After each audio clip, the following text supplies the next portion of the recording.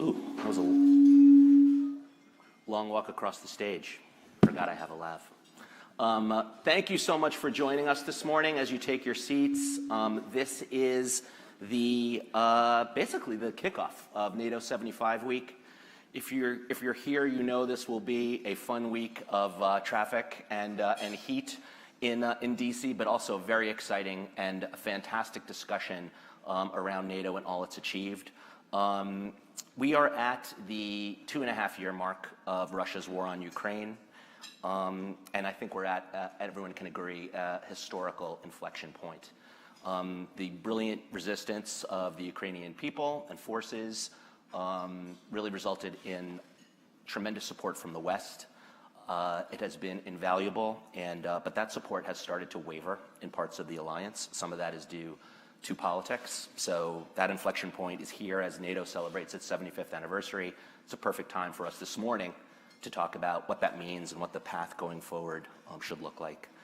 I really wanted to thank a huge heartfelt thanks to our partners, Stand Together, and the European Council on Foreign Relations for helping us pull this program together. We're really grateful for their support. And a special thanks to Gallup for hosting. We're really grateful to be here in your beautiful space and wonderful building, so thank you so much. A couple of housekeeping items. On the tables in front of you, there's a bunch of stuff. Let me tell you what that is. You have an agenda and speaker guide. That's the QR code there that will tell you the day's agenda and all the speaker bios. We print something so that we don't have to print more. So please utilize that. There's also the latest issue of FP Print Magazine. We consider ourselves a digital media company. A publisher in the 21st century would say that, but we still do a print magazine quarterly. This issue focuses on Europe and can it stand alone. It's filled with fantastic essays on different aspects of European security and what will happen going forward. I encourage you to read that, how European security will be informed and deployed in an age with less of a U.S. defense shield. And there's also a postcard there that you'll see with a link to analysis produced by FP Analytics. That's our independent research division that we have at FP. A lot of people don't know that we have our own mini think tank within FP. It outlines how countries across the Indo-Pacific are responding to the great power competition between the U.S. and China. So please do check that out as well. We appreciate all of you here, both in person as well as the many, many more who are watching globally online. We're streaming this right now. Many of you submitted questions in advance. We're not going to take questions from the floor, so please don't try to ask them. We do have some questions that we'll be asking. So we won't be able to address all of those questions that you've submitted, but we'll try to get to them as we can. And also, I encourage you to take social pics and post it, but I do ask that you not film. We, as I mentioned, are live streaming, and we will have a film of this event ready and available to all, but we like to curate it, so please no filming. Thank you very much. And then lastly, I just want to do a quick interactive show of hands. Who here is an FP subscriber? Show of hands. Okay, so that means that looks like more than 10%. I looked at the list, and about 10% of the people here are subscribers. So a bunch of you subscribed since after I looked at that list. But what I would love to do is ask that same question and see more hands go up, because we can't do this sort of thing for you without your support. And in addition to a hard-hitting magazine and fantastic news and analysis that you get daily as a subscriber, you get to support FP and all the good work that we do, including events like this. So please do think about subscribing. That's it. We've got a great program, so let's get cracking. Thank you. Please now welcome to the stage the Center for Strategic and International Studies Senior Advisor, Ambassador Kay Bailey Hutchison, for a conversation with FP columnist and Professor of International Affairs, Stephen Walt, on the state of NATO.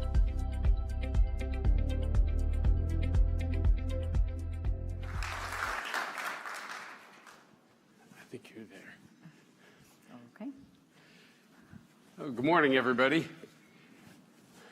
So, Madam Ambassador, NATO is about to celebrate its 75th anniversary. We're going to hear a lot of speeches about its virtues, its many accomplishments, its continued importance. What kind of shape is NATO really in today, given that there are also voices raising doubts about its future? And how does this look from your perspective? I think it is very strong.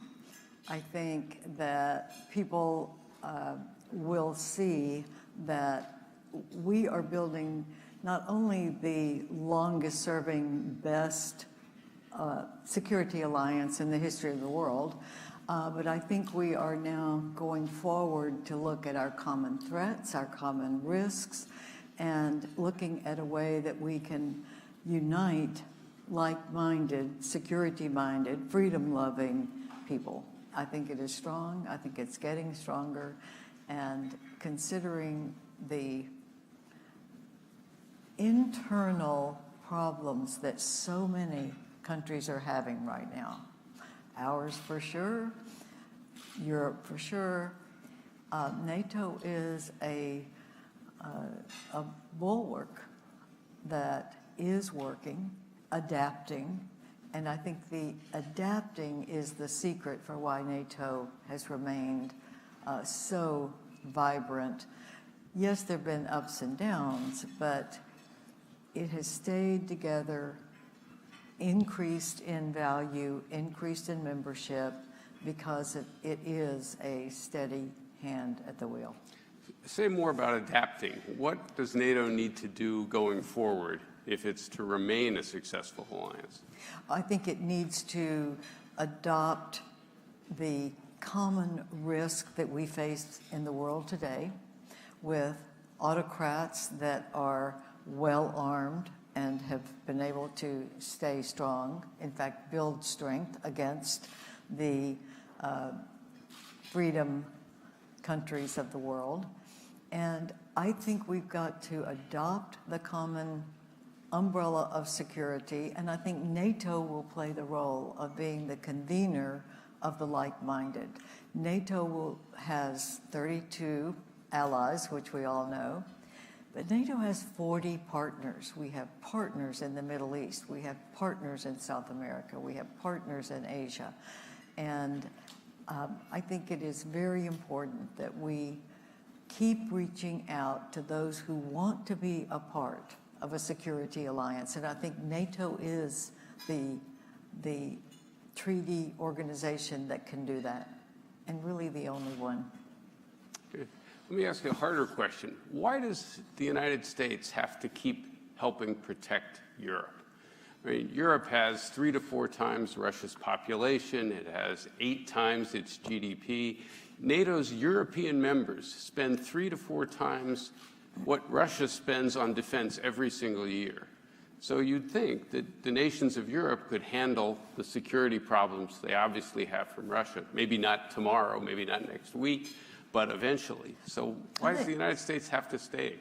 I think now more than ever, the US and Canada working with Europe is important. Now, NATO was founded because America got into World War I and World War II late, after hundreds of thousands of lives were lost, carnage, it affected our economies. And our leaders said, we need America in early. And in fact, America is the leader of NATO. We are the country that will assess a risk and then deter against that risk. And we're the ones who will do it, and our European allies look to us to do it. And I think that's why it's so important that we remain the head. Going forward, I think the fact that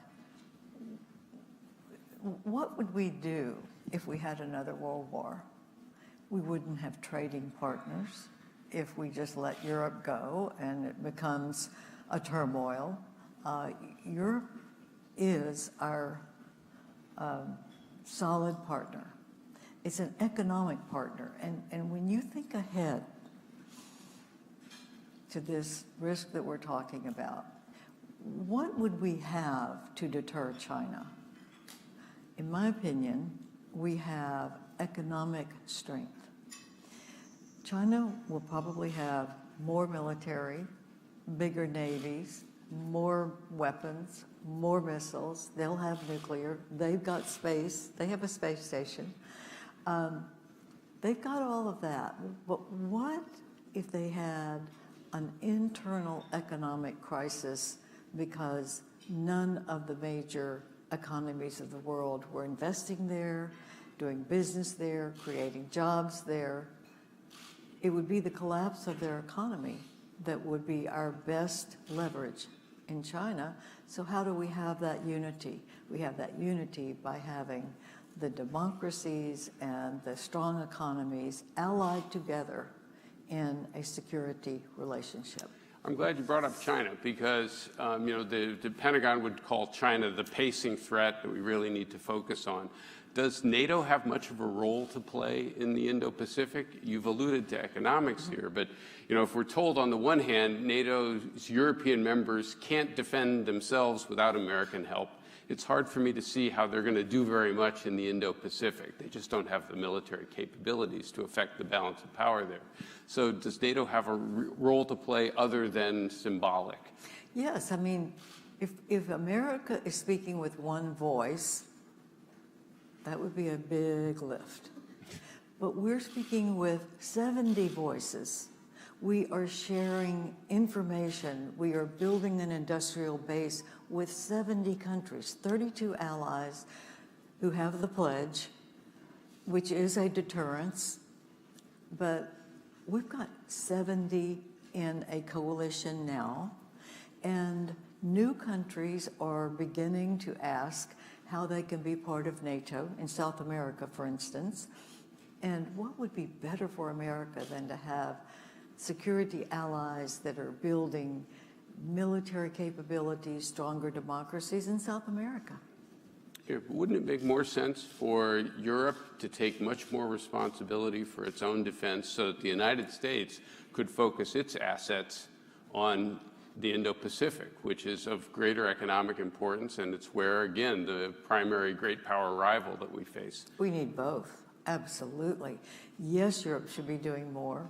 Every president with whom I've served as a senator as well as an ambassador, everyone has said Europe needs to do more, and they agree.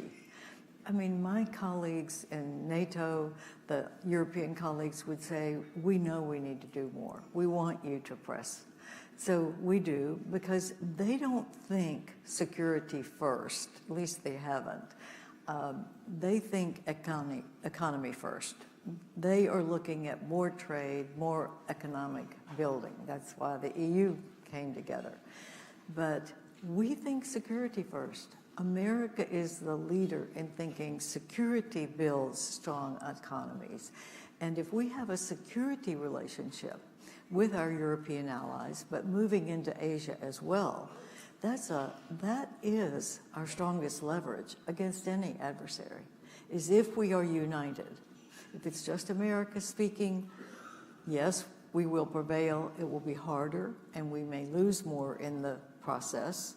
But if we have 70 partners in the same direction with the strongest economies of the world, isn't that a better position? It might be. I mean, you could argue that some of those partners add a lot, and some of the other partners don't add nearly as much, and actually may require more assets being devoted to protecting them than they're able to contribute to the common defense. And that's, I think, one of the issues that has been raised, repeatedly. I don't want to get too far into the weeds on American domestic politics, but I do want to ask you the following question. At the most general level, Republicans and Democrats right now seem to have slightly different views about NATO. Democrats seem to think it's wonderful, strongly supportive, and that's true of many Republicans, yourself included, as you've made clear here. But there are also voices in the Republican Party, possibly former President Trump, J.D. Vance, Rand Paul, who have a somewhat more skeptical view, or at least have expressed more skeptical views. How worried should Europeans be about what might happen here in the United States? Well, first of all, let me say that I think you are missing that the fringes on both parties are the skeptics. And it's not just Republican fringe. There is a Democratic fringe that also is skeptical of spending all of this security money, military money, and wanting it, the money that we have to go instead to social programs. So I think that the vast middle in Congress and in the American public understand the importance of alliances and the importance of security. So are we worried? I think the bill that Congress passed that was very bipartisan, that was signed into law last December, no president can leave NATO without a 2/3 vote of the Senate, a vote of Congress. So I'm not worried that we're going to lose the strength of the alliance. And I think that the leaders in our security efforts in the Senate and the House, and you're going to have Mike McCall today and Ro Khanna, they are very pro-alliance, pro-NATO, as are the leaders in the Democratic side, on the Senate side. And that's going to be so important for us to keep that strength. And I think it will. And I'm not worried that Congress is going to walk away. I do think we need to, because the voices on the fringes are saying, why are we spending all this money on defense or defense of Europe or Ukraine, which we must support, and I know that's going to come out a lot today as well. But that's for our protection. It is in our interest to have that kind of an alliance. Right. The difference is that the members of the Democratic fringe who might be skeptical of NATO aren't likely to run for president. And one of the skeptics on the Republican side is running for president. And even if a future Trump administration didn't leave NATO, a commander-in-chief who was less enthusiastic about, say, fulfilling an Article 5 commitment is something I would think Europeans should and would worry greatly about. Well, I think the vast majority of Republicans are going to be the key here, and they are totally committed to our alliances and our security strength. So we're getting near the end of our time here. I do want to bring up Ukraine just to get your perspective on this. We're undoubtedly going to see a variety of expressions of support for Ukraine at the summit this week, possibly some additional measures designed to indicate that support. We're not going to see, it seems to me, imminent NATO membership or anything like that for Ukraine. What about the war itself? What are the prospects for something that might look like a genuine Ukrainian victory at this point? And if those prospects are looking maybe a little bit unrealistic or far-fetched, should NATO and the United States be beginning to push more for some kind of ceasefire before Ukraine loses more territory, before Ukraine is damaged even more? I think one thing that has happened, it happened too late, but it's finally happening, is we are giving now Ukraine what they should have had from the beginning, which is the ability to strike Russian bases that are launching the drones and the missiles that are destroying Ukraine. We should have allowed them to do that from the beginning with our weapons, but we put restrictions on it. But now those restrictions are finally being lifted, and we also are finally giving them the F-16s, which I had hoped we would do earlier as well. But we've got to help them win. They can't win a stalemate.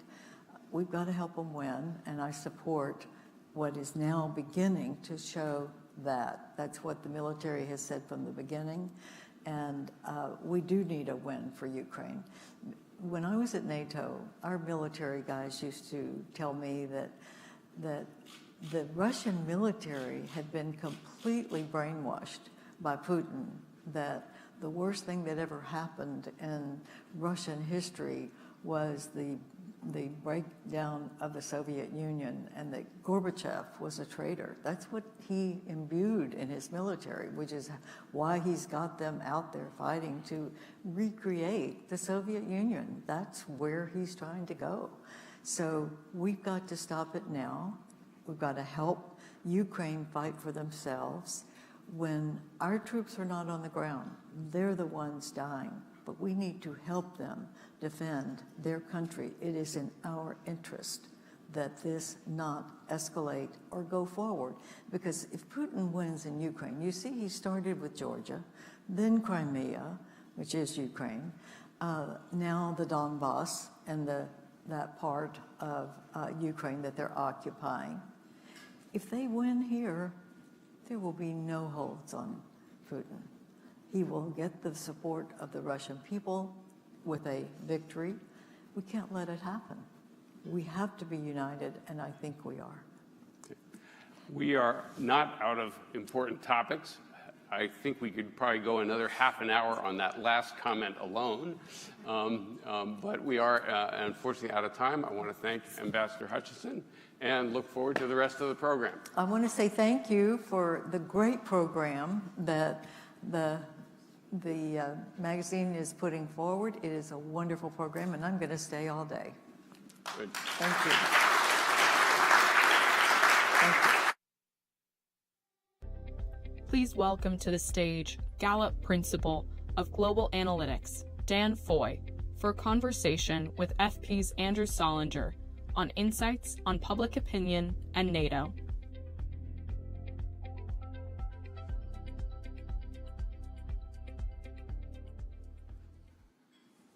So for starters, there are a bunch of seats up front. There are 3 at this table. I see 2 over here, 1 over here, 2 at this table. Please do come forward while we're talking. It's okay, and come find a seat. You don't need to stand.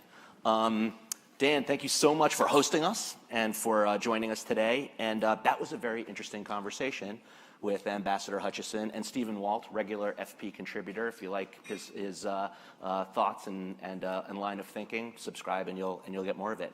What I think would be super helpful right now is to understand a bit more about what the public thinks. We talked a lot about politics and how support for NATO may wax or wane and how that relates to what might happen going forward. Would love to understand a bit more from Gallup's perspective and your research on how that actually plays out and what that looks like. So would love to talk about public perceptions of NATO in the US and abroad, the factors influencing support or opposition, those 2 things, and the potential for what that might hold for NATO in future going forward based on those perceptions and shifts. So let's dig right in and talk about public perceptions of NATO. Yeah, absolutely. Gallup's recent analysis highlighted varying levels of support globally. Maybe you could tell us a little bit about what that looks like. Yeah, for sure. And I think we have a slide, some data here. You can't come to Gallup and not get some data out of it. When we look at support of NATO across NATO members here, on the whole, the alliance seems to be doing pretty well in the eyes of the public.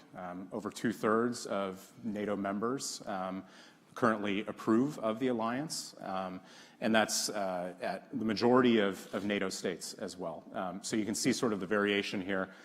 U.S. falls somewhat in the middle, and there's some patterns in the resilience of support across the alliance, but by and large, we see that most people who live within these countries are approving of leadership. Great, and it would be great to talk a little bit about that support, especially in light of the war in Ukraine and what has happened over the course of the past couple of years. Maybe you could dive into, we're not going to go through all of these countries, no, but maybe you could dig into one, perhaps the U.S. would work, and tell us a little bit about how that perception has shifted over time. Yeah, absolutely. If we actually, when we hit the next slide here, have been asking about views of NATO in the U.S. for a very long time. The first slide, by the way, data from Gallup's World Poll, which we ask every year in over 140 countries, really giving a voice to the general population in all of those places. This we're shifting to the Gallup Poll Social Series, which is something started by our founder, George Gallup, back in the 40s. You can see here we've got trends going back to really in the height of the Cold War on favorability towards NATO. And in this case, what we're looking at is the percentage who think that the U.S. should either maintain or increase support for the NATO alliance over time. Big thing that jumps out at me is it's actually a little bit higher today than it was in 1990, right at the fall of the Berlin Wall into the Cold War. And then we've also, of course, we're really interested in what's happening today in the election cycle, what the implications could be. We heard great comments from the ambassador on this earlier. We've actually seen a slight increase in support among the U.S. public since we asked in 2022 in our most recent data. Does that seem counterintuitive and surprising based on what we're hearing politically? And we were just hearing Stephen Walt and the ambassador talk about the fringes, and how those are affecting opinion. So is this really the minority that has this view? And it seems like overall the public support for NATO is strong. That's what this data is telling us. Does it seem counterintuitive then? I think in many ways, and if we hit the last slide here, there's clearly differences by party affiliation. So members of the GOP are less robust in their support for NATO overall, as the ambassador intuited, thinking maybe about some of the elite messengers and representatives, those that will be in the pages of foreign policy expressing their opinions. Democrats tend to have higher views, higher favorability of NATO overall. But even within the Republican Party, we see that a majority of Republicans, self-identified Republicans in the U.S., support either maintaining or increasing support for NATO. And again, that's where the movement has been since 2022, and the movement has been in a positive direction. Republicans are more likely to say that the U.S. should support the alliance today than they were a few years ago. And to the point about the fringes, we've also seen the opposite side. It's not on the slide. But in 2022, when we asked this question, there was a sizable minority of Republicans, about 22%, who thought the U.S. should pull out of NATO altogether. That number's decreased since 2022 to 16%. So obviously, that core of the GOP that's watching what's going on in Europe right now, watching what's happening with Russia and Ukraine, sees the value of NATO coming across. Fascinating data points. Maybe you could help pull apart a little bit what you read out of that. What are the drivers of that support? And why is that the case? Is it just fear over what's happening in the world? What are some of those the decisive factors that go into support for leadership in NATO? Yeah, there's two things that we see, and so we've actually done some modeling on this data, trying to understand exactly that. What predicts? When we look across, kind of thinking back to the original data points we talked about, all of those member states. And we try and look at all of the data that we have, what predicts whether or not someone is going to approve of NATO leadership. Two factors. The first is definitely external perceptions, so the threat perception here. The alliance is here as a defensive alliance.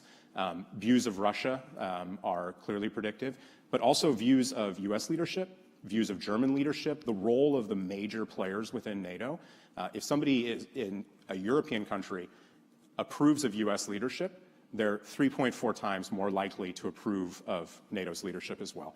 On the other side, if somebody disapproves of Russian leadership, twice as likely to approve of NATO leadership. Now, in Europe right now, you've got like 8% that approve of Russian leadership, so that's almost a constant in the data. Right. But it's a big factor. That's the first thing, so that external threat orientation.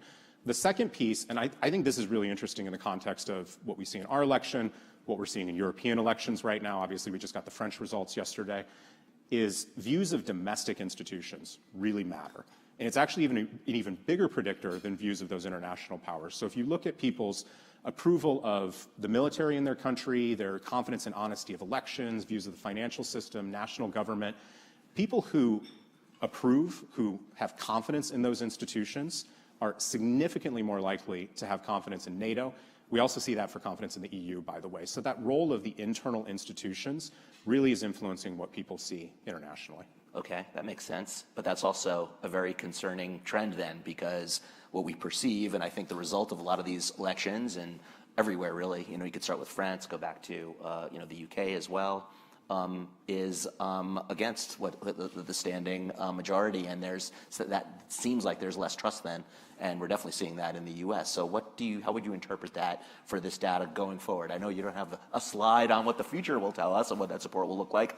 What's your take? What's your sense of how that will play out going forward? Yeah, I completely agree. I think that there's real risk at the heart of what is the core communal identity project that is NATO, what's holding these countries together.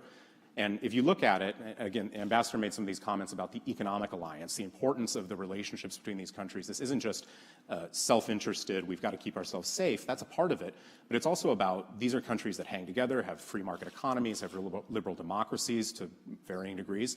But at the same time, if we see that these institutions are eroding and the challenge of far-right parties in Europe and some of the challenges we see with some of those fringes of parties in the U.S., further erosion of those institutions is definitely creating risk for the alliance long term. And personally, we were talking about this beforehand, my concern is what happens when this war is over. This war will end, hopefully sooner rather than later, but this war is going on. When Russia is no longer seen as the clear and present danger taking headlines, when we're not hearing about Russian combat actions and that aggression abates, does the alliance persevere through that next phase? We'll see. Russia has united NATO. So 75 years, NATO's been around for a while. It has bobbed and weaved and served various purposes. It actually wasn't supposed to be a 75-year enterprise. The concept was to get us through the post-war period and keep Europe peaceful. It finds itself in that role again, and the U.S. playing a big role in that. That's a lot of adaptability that NATO has demonstrated over this time. Even the only time Article 5 has been invoked is actually in support of the U.S. after 9/11. What's your sense of the long-term trend? You just questioned that basically after Russia's war is over, that immediate threat will be gone. What's your own take on how NATO will be able to adapt going forward and continue in the very, very long term? Yeah, I think the key is how does it adapt to long-term evolving security threats. The looming thing we haven't talked about yet is China. Right. And the U.S. concerns about pivot towards Asia, orientation towards China. I think it's interesting right now when you see Europeans taking actions on Chinese electric vehicles, for instance. We've seen huge shifts in global opinion towards China over the last few years. It's not the focus of what we're talking about today, but that unifying effect of people's concerns about Chinese behavior over the long term. Can NATO continue to pivot in that direction and show that that's a unified alliance, not just for threats in the European theater, but also for global threats? I think that's the key to resilience, is showing that they can move outside of Europe. You're quite right. We could have a whole separate discussion about China, and I'm sure we will talk about it later today. Maybe some more data we can share at another point in time. But this has been really insightful and great to level set what public opinion says about NATO as we have this discussion around it going forward. As my colleague Stephen Walt said so brilliantly, no shortage of topics, but we're out of time, so we'll leave it there. Thank you so much, Dan Foyt-Gollop. Thank you. Well done. Next, please welcome to the stage RAND Distinguished Chair in Russia and Eurasia Policy, Dr. Samuel Cherub, Brookings Institution Visiting Fellow in the Center of the United States and Europe, Tara Varma, and Tao Professor for International Relations at Pepperdine University's School of Public Policy, Dr. Chiron Skinner, for a conversation with FP's diplomacy and national security reporter, Robbie Grammer, on Europe's security landscape. All right, well, thanks everyone so much for joining me. This is an exciting conversation. As a national security reporter, I feel like this week is like my Super Bowl, so I'm really excited about this. And as you heard, we've got a great panel and a short amount of time, so I won't waste much time. We'll dive right in. Tara, I'd like to start with you. We've obviously got these U.S.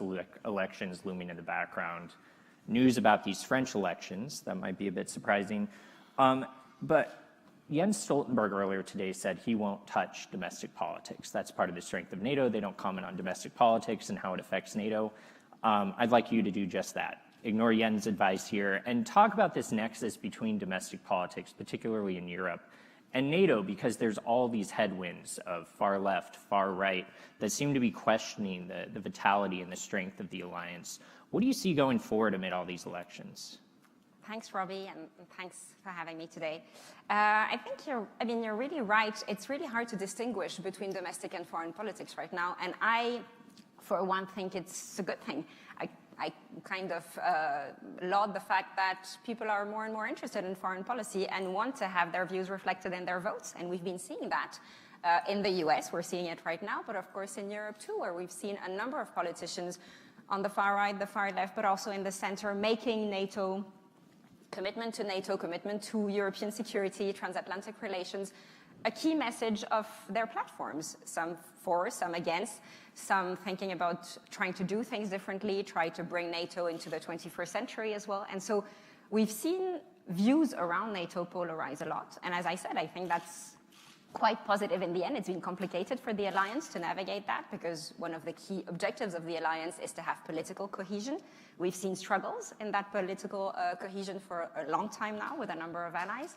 And talking about these issues and these problems very openly, I think in the mid to long run is going to help the alliance. And Chiron, You've worked in the Trump administration. We've got the U.S. elections coming up in November. I think the big question on everyone's minds right now in Brussels, other European capitals, is what would a second Trump term policy look like for Europe, for Ukraine, for NATO? Can you give us some insight on that and where you see the Republicans stand on Ukraine, on NATO overall? Well, if I could really answer that question, I'd probably get a Nobel Prize. So whatever I say, I'm going on base. I'm looking at the past, and I think the first Trump term is instructive for what will happen next. But I like your overall question about the connection between domestic politics and international relations. I think NATO, for some reason, has become the center of that particular intersection, and it starts in 2016. I was a voter in Pennsylvania for almost 22 years and was in that state at the time. And everyone in the foreign policy world said, Trump is nuts to campaign on an issue of burden sharing and fingering NATO. But then the experts looked at the numbers, which we hadn't really thought about for a long time. I think we had with NATO a difficult time moving into the 21st century because the Bush administration really got mugged by history with 9/11 and focused more on the global war on terror. But when we looked at some of what Trump was saying in terms of being more analytical about it and empirical, at that point, I think there were, 29 members of NATO, and 4 or 5 countries, US, UK, Poland, Estonia, and Greece, were meeting the 2% pledge. And I said somewhat facetiously at the time, if you're relying on Greece for Western defense, you're in real trouble. But, other nations were paying quite a bit. But by the time Trump left office, that number had doubled, and hundreds of billions of dollars for mutual defense were going into the NATO coffers. I know some say it's multifactorial, that it was also due to the Obama administration and some things that it did. But NATO wasn't weaker on some hard metrics by the end of the Trump administration. And the US hadn't pulled out. Trump is Trump, and he says what he says. But if you look at what we were doing as Trump political appointees, I don't know one person that was, wringing his or her hands thinking, how do we get out of this alliance? But how do we make it stronger? And I don't even think this is about Trump. If you look at the vast middle of the country where there aren't coastal elites, there's not the Beltway, many people have fundamental questions about why are we in the wars we've been in? What does NATO do? Does Article 5 mean we can be in war at any particular time? These are really big, healthy questions to ask in the world's most durable alliance. So this idea that a new Trump administration will mean massive isolationism in the U.S., I just don't see the evidence of it. Both sides have wings of their parties and movements that are isolationist or non-interventionist. But that's probably healthy, and it's fundamentally a big American debate. It was in the 1930s, and it was even before then. So I think, it'll be a stronger alliance. I don't see us exiting it, but it may look different. And at 75 years old, you're different than you were when you were 50. Just to push for a sec, as the last panel before us said, both sides have a fringe here, but one side, that fringe or the perceived fringe is running for president. And he's talked about, not defending allies who don't meet the 2% threshold. Yeah. Don't you think there's a marked difference on the Republican side? And I guess, how do you allay concerns when you're talking to Europeans about a second Trump term, if there is fears, credible or not, of abandoning NATO or abandoning Ukraine? Yeah, I just disagree with your premise that one person running is the fringe of the fringe in his own party. I think he's asking big questions aloud. I've always said that I think it's the job of the advisors to turn Trump's hunches and instincts into hypotheses. They often didn't do it because they didn't take him seriously enough. But I think asking big questions aloud in the middle of a presidential race shows some bravery, and it's a good idea. And I just, maybe I'm not following it closely, but I just don't see where there is a full stop commitment to pulling out of NATO by Donald Trump day one. if countries don't meet a particular pledge. But, you know, the Europeans can do more. We've expanded NATO with some high-tech countries that have great economies and give us a lot more immediate coverage in terms of being closer to Russia.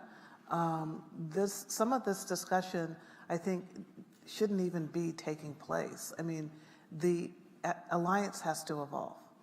The world has changed. There are new threats, and the U.S. has huge responsibilities.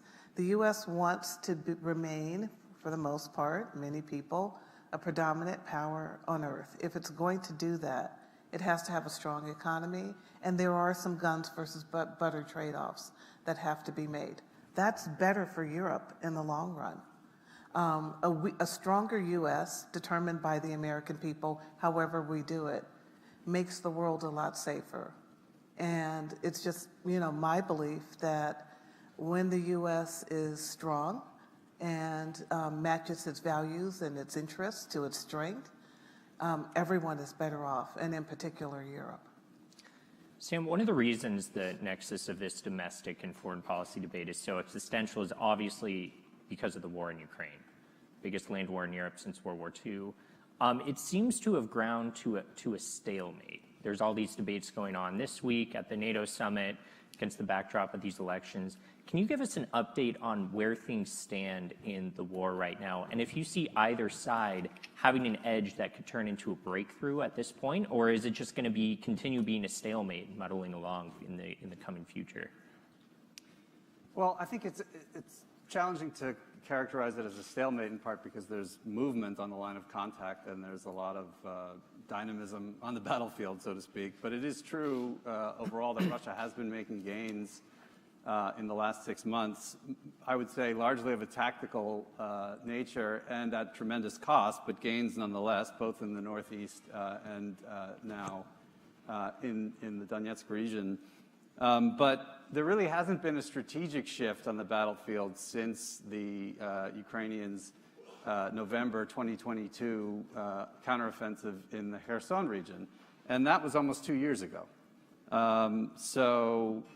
This is clearly a war that favors the defense on the ground, but arguably the line of contact and the sort of territorial control question is now a distraction from what is perhaps more important for both sides, that is this campaign of deep strikes that both are undertaking into the both critical infrastructure and military targets far deeper through the behind the front lines. And, you know, on that score, clearly Russia is imposing costs at a much higher level than the Ukrainians are, even though, of course, their capacity to do so has been underestimated. So I think, you know, there does not seem to be a clear path to breaking this overall dynamic, but the costs that both sides are undertaking or taking on are quite significant, and particularly the Ukrainians, who of course are suffering disproportionately. Tara, I mean, talking about the cost, this war dragging out, no strategic shift. I mean, there seems to be a fear among Ukraine supporters that eventually the publics in the West will grow tired of supporting Ukraine, of giving over cash, of giving over weapons, this war dragging out, no foreseeable end. I mean, do you see that happening? Is that manifesting itself either in elections, in concerns among policymakers? I guess how much longer can the West support Ukraine before our publics grow tired of putting this treasure into this war? So, you know, we started talking about war fatigue, I think 2 weeks into the beginning of the war in Ukraine. And is there fatigue talk about war fatigue now? I mean, I guess amongst think tankers and maybe journalists as well. But I do think it's something to be worried about. I would also deconstruct it a little bit. My sense is, and looking at polls, is that actually politicians are more worried about war fatigue than European populations themselves. They've been supporting the support to Ukraine quite consistently now, and a lot of the politicians who try to make the support to Ukraine a polarizing issue and a key issue in elections have not systematically won, and they've even lost in a number of European elections right now. So I do think we need to be careful about that rhetoric, and policy making is about making choices. I think this is also what we'll see this week in Washington, what choice does NATO make in terms of building its future relationship with Ukraine? It has to say something quite clear about it. Whether it's the bridge or not the bridge or something, an invitation, not an invitation, I think there needs to be clarity and transparency that comes from the alliance and its leaders, because this is also how we win the domestic political fight. You need to be clear in terms of what you say to your voters. I think it's fine to make choices, but they need to be clear and stated. And I just wanted to say something about what the professor said about posing big questions, big policy questions. What Trump did in February was not pose a question when he said that he would encourage Vladimir Putin to invade whatever country didn't meet the 2% challenge. He was positing a policy option that Vladimir Putin, who is allegedly one of America and Europe's big rivals, heard. This is not just about having a policy discussion. If you're aiming to rule and lead the world's most powerful country, what you're saying has a meaning. It carries a lot of sense. And I think what he says is also about building the credibility of the alliance. This is also something that we'll test today. How credible is NATO in the 21st century?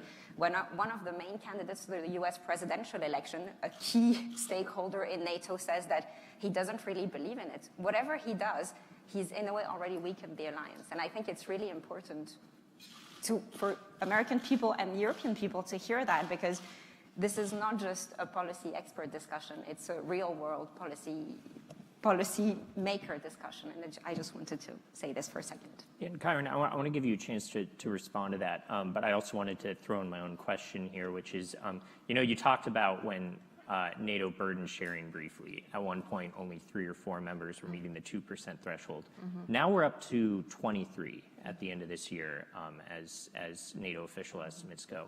Is Europe doing enough to rebuild, to rearm, to satisfy the wing of the Republican Party that Trump represents, that says the U.S. has taken on too much burden sharing for too long? It's time for Europe to step up. So let me try to answer both questions, and I'll start with yours. I don't think it's just a dollar amount, and the Wells Pledge was a pledge, but it was about something deeper. And so when I'm saying, and this connects to your question, Trump is making big statements, asking big questions, making major assertions. It is actually important for the future of the alliance to do this. And there has to be some shock value, because it's not, some nations should put more than 2% in. If you aren't even meeting the 2% pledge, and this is what Trump hasn't said, and this is what I'm saying, there's some deeper problems in mutual defense and security. That means you're probably not doing all that you should do with R&D. That means that you aren't getting ready for new and exotic technologies. You're just weaker overall. So I think it's more of a bellwether for something more significant that he hasn't talked about. It also says something about the U.S. Commitments and its own economy, because everyone knows the U.S. is kind of a mess on getting a budget. We often live on CRs, but some of our allies are pretty good at getting a budget, projecting 5 years out.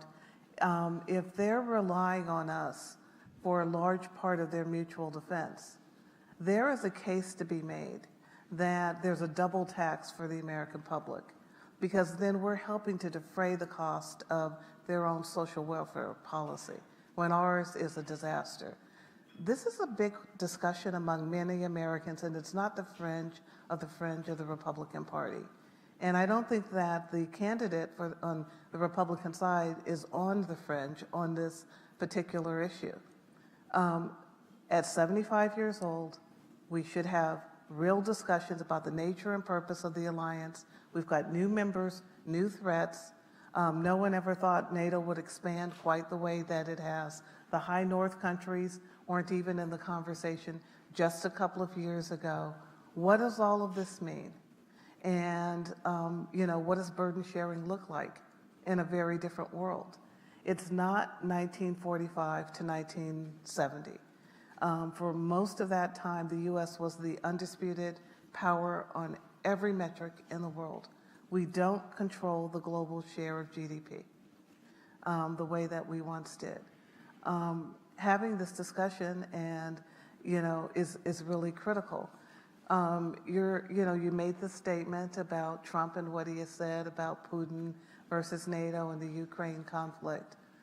Perhaps he's really trying to kind of shock our alliance and the West into a bigger reality. And this is an important question. Why is it that the U.S. is paying so much of the Ukraine war on the defense side? The Europeans come back and say we're doing a lot of the humanitarian aid and so on.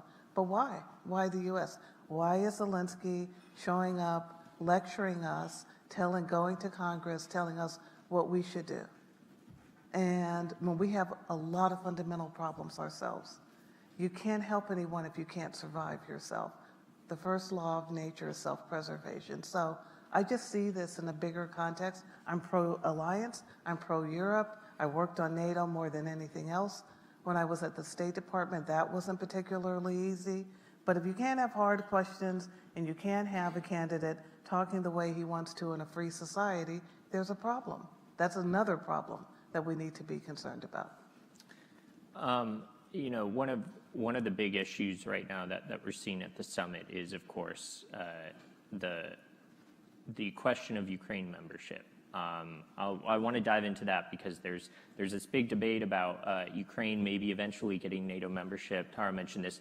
The administration has this plan for bridge to membership that some see as an actual bridge, others see as a consolation prize. But at some point, taking a step back, this war is going to end as all wars end. And there's going to have to be a serious debate about what does this mean for Ukraine? What does this mean for the West's relationship with Russia?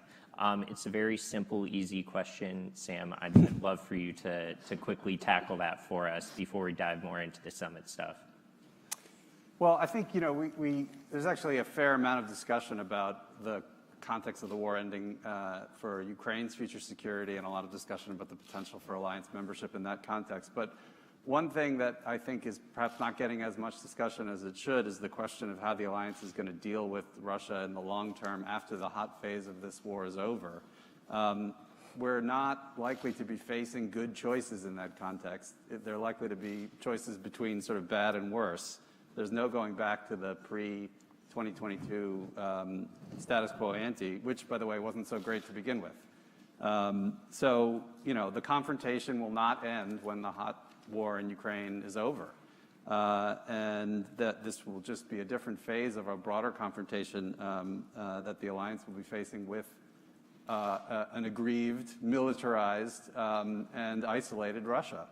And so I think you can think about that post-war period in terms of relations with Russia and what that will look like along two potential scenarios. One, you might think of as the early Cold War, the 1950s, when there was largely an unstable period in the competition in the core, that is in Europe, with the multiple crises over Berlin, and multiple kinetic incidents along the Soviet Union's periphery involving U.S. reconnaissance aircraft where, servicemen actually died in quite large numbers, surprisingly.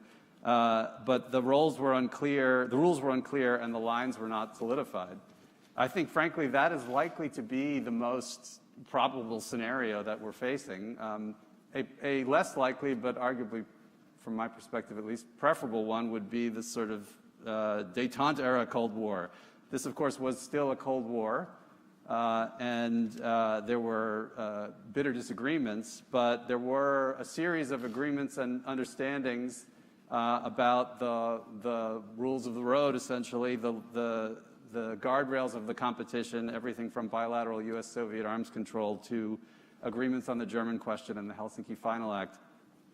So that created a degree of stability in the core of the Cold War competition. Obviously, on the periphery in places like Southeast Asia, Latin America, and Africa, there was anything but stability. But in the core, in Europe, there was at that stage, at least by comparison to what was happening in the 50s. So which of these two outcomes we get obviously depends a lot on Russia's intentions and objectives in the post-war context, but it also depends on NATO's policy and whether the alliance and individual allies are willing to engage to establish the kind of norms that existed in that later Cold War period. Yeah, and I mean, I wanted to pose the same question almost to both of you because it's so important. I mean, and a lot of this gets at Ukraine's membership, the question of Ukraine's NATO membership, which in Putin's eyes is a driving factor for this war. So, I mean, real quick, what do you make of the debate on NATO bringing Ukraine in as a member? Do you think that's a good idea? Do you think that could provoke the other side, even if it doesn't, which is likely not to happen, doesn't happen at this summit? You wanna? I was hoping I wouldn't have to answer that one. But, the job of journalists is to ask questions that are annoying. I have a cold, but no, I think it's this one's really hard. I think for what would be the emerging administration, I have heard presidential candidate Donald Trump say he wants a negotiated solution to Ukraine super fast. You know, how likely that is, it's hard to say, but expanding NATO, you know, eastward, I think is going to be a big challenge in terms of policy debates right away in the administration. And even in the Biden administration, there's a careful look at this matter. It's not, let's just do it. I don't think it's it's kind of a false binary opposite. Either we go in and support Ukraine or not. I think on both sides, there's some huge questions about what this means. And so I don't really I'm not sure what your question is. Are you trying to ask me what do I think a Trump administration will do? Yeah. I think it'll be round-tabled and round-tabled and round-tabled for quite some time. And there will be some huge commitments, it's my sense, I can't speak for Donald Trump, from Ukraine and from NATO partners if this is to happen. But I don't think it's just to look at the U.S. in terms of Ukraine joining. When we expanded to the high north, you had Hungary and Turkey, you know, slow walking it, making some commitments or asking that certain commitments happen. I think there will be other members too that want to know what this means. And there's another part to this, if you just give me one moment. I think we're, you know, listening to you talk about the early Cold War years and the end of the 20th century. It's so different now. We're not going back to a détente era. Whatever we do in NATO, much of what we are doing is not the future of the world. So I think when we do a lot of navel gazing around what's going to happen with NATO, we're missing some bigger conversations that actually have an impact on NATO. For example, the coming power of the global south. It's more immediate for Europe than it is for the US. But if you look at Russia and China, like we're still focusing on great power competition in some traditional way. But there's no competition for the West from Russia and China if we have certain types of partnerships.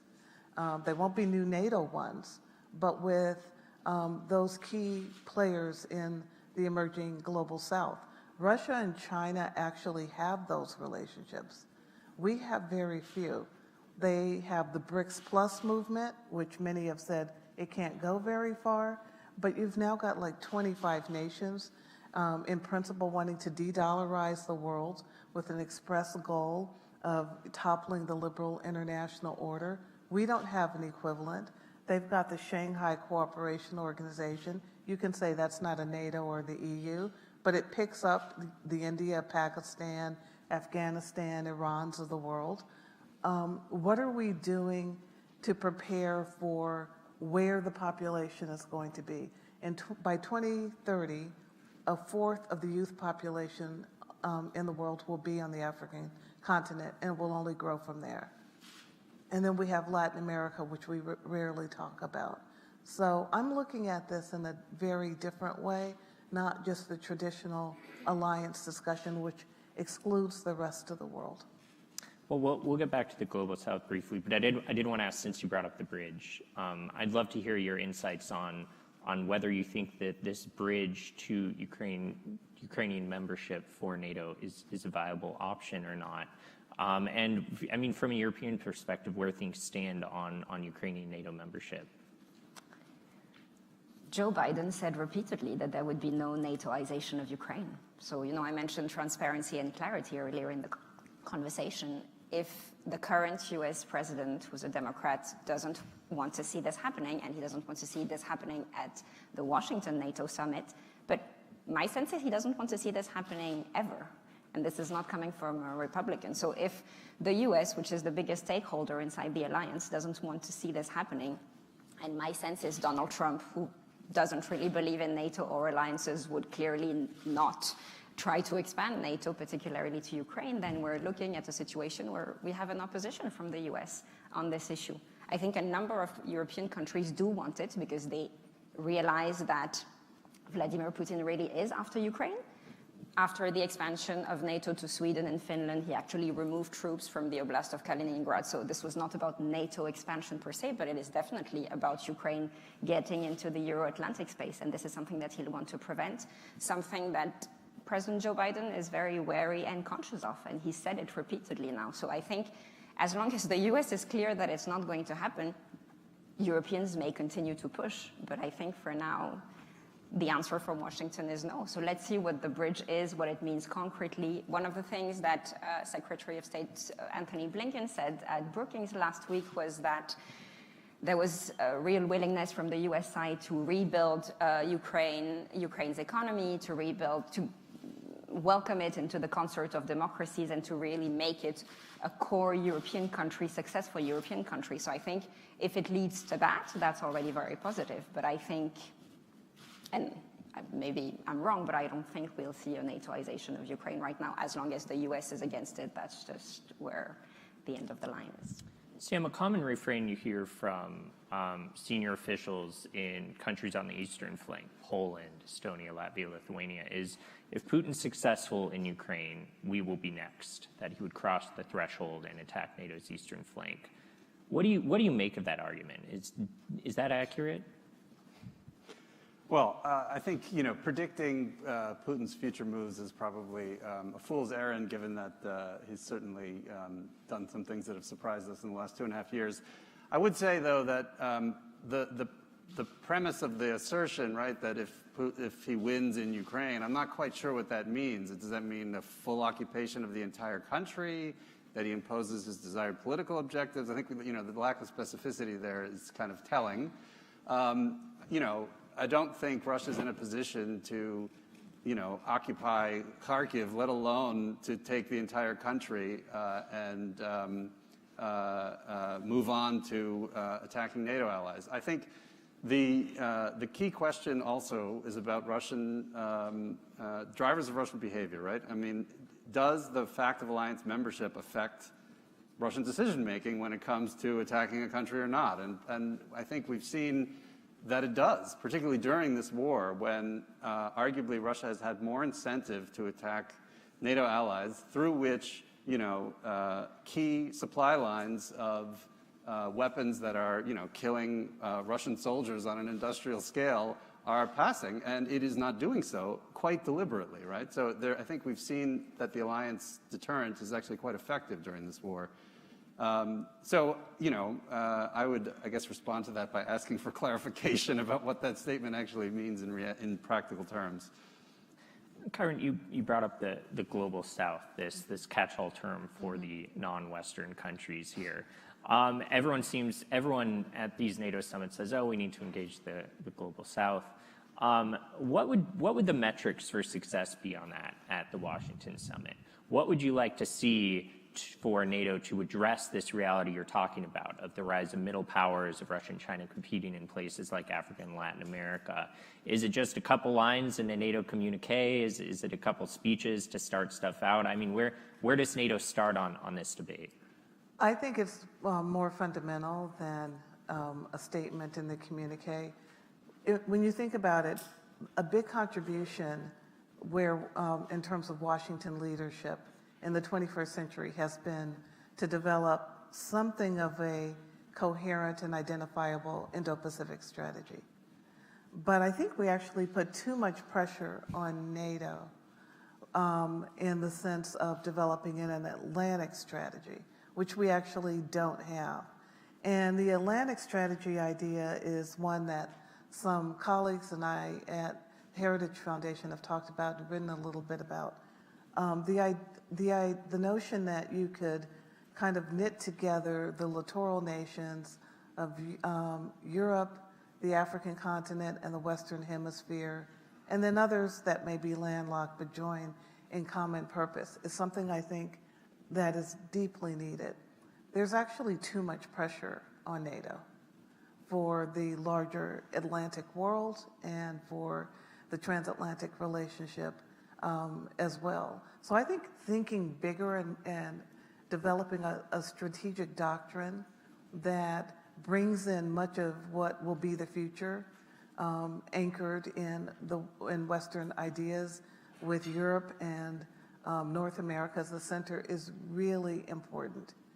It doesn't mean that we jettison NATO, but I think there's too much pressure on one alliance for a bigger purpose, which includes dozens and dozens of nations that will represent the future. So that may seem a little bit high altitude, but I think that's what we need to start. Does that show up in a communique? Not necessarily, but I think that should become a big part of the future. Not that we shrink the importance of NATO, but we right-size it with the other kinds of activities that we'll do in the Atlantic world. Derek, can you talk a bit about, just as a last word here, the debate about how to engage the Global South from the European perspective? I mean, is there anything going on in European capitals now beyond the, one-dimensional, oh, we need to engage the Global South? Ukraine has shown us we need to, get other countries on our side now. And do you see that coming about at this NATO summit in any meaningful way? Someone, yeah. We're hearing echoes of your voice, Robbie. One of the things that the EU put forward actually before the beginning of the war in Ukraine is this little thing called the European Green Deal, in which it provides supposedly public and private funds to developing economies to actually transform their industries in as much as a green way as possible to do a clean transition. So this is something, one of the big projects of the EU was called the Global Gateway. And it was supposed to provide funds for the Indo-Pacific, but also to rebuild the EU's relationships with a number of African nations. That was one of the mottos that Ursula von der Leyen, the President Commission, had when coming in 2019. It kind of got taken over, of course, by COVID and by other issues.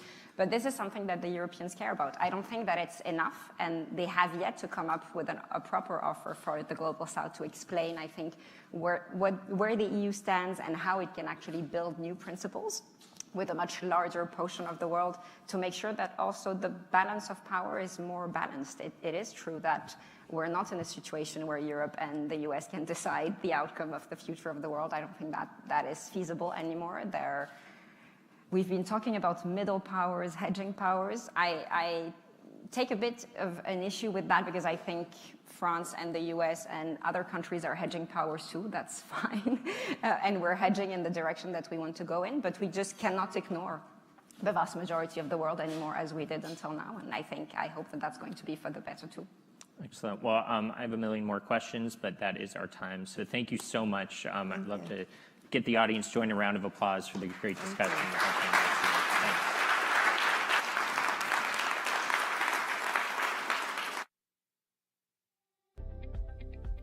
And now, please welcome to the stage Chairman of the U.S. House Foreign Affairs Committee, Congressman Michael McCaul, for a conversation with FP's Pentagon and National Security reporter, Jack Detch, on transatlantic security.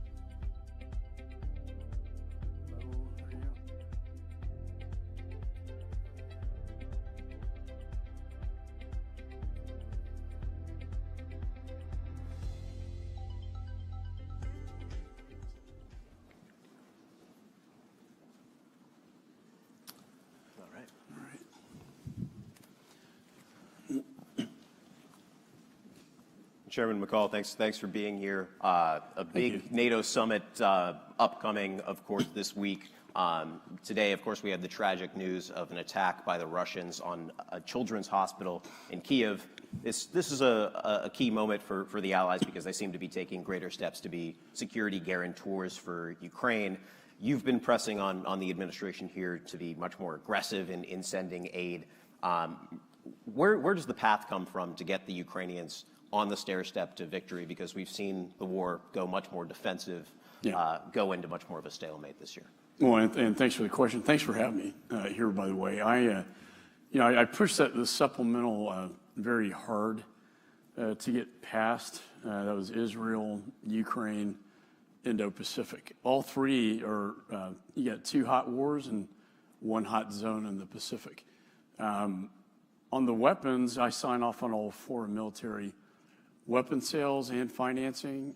I've been pushing the administration really since day 1 of the conflict.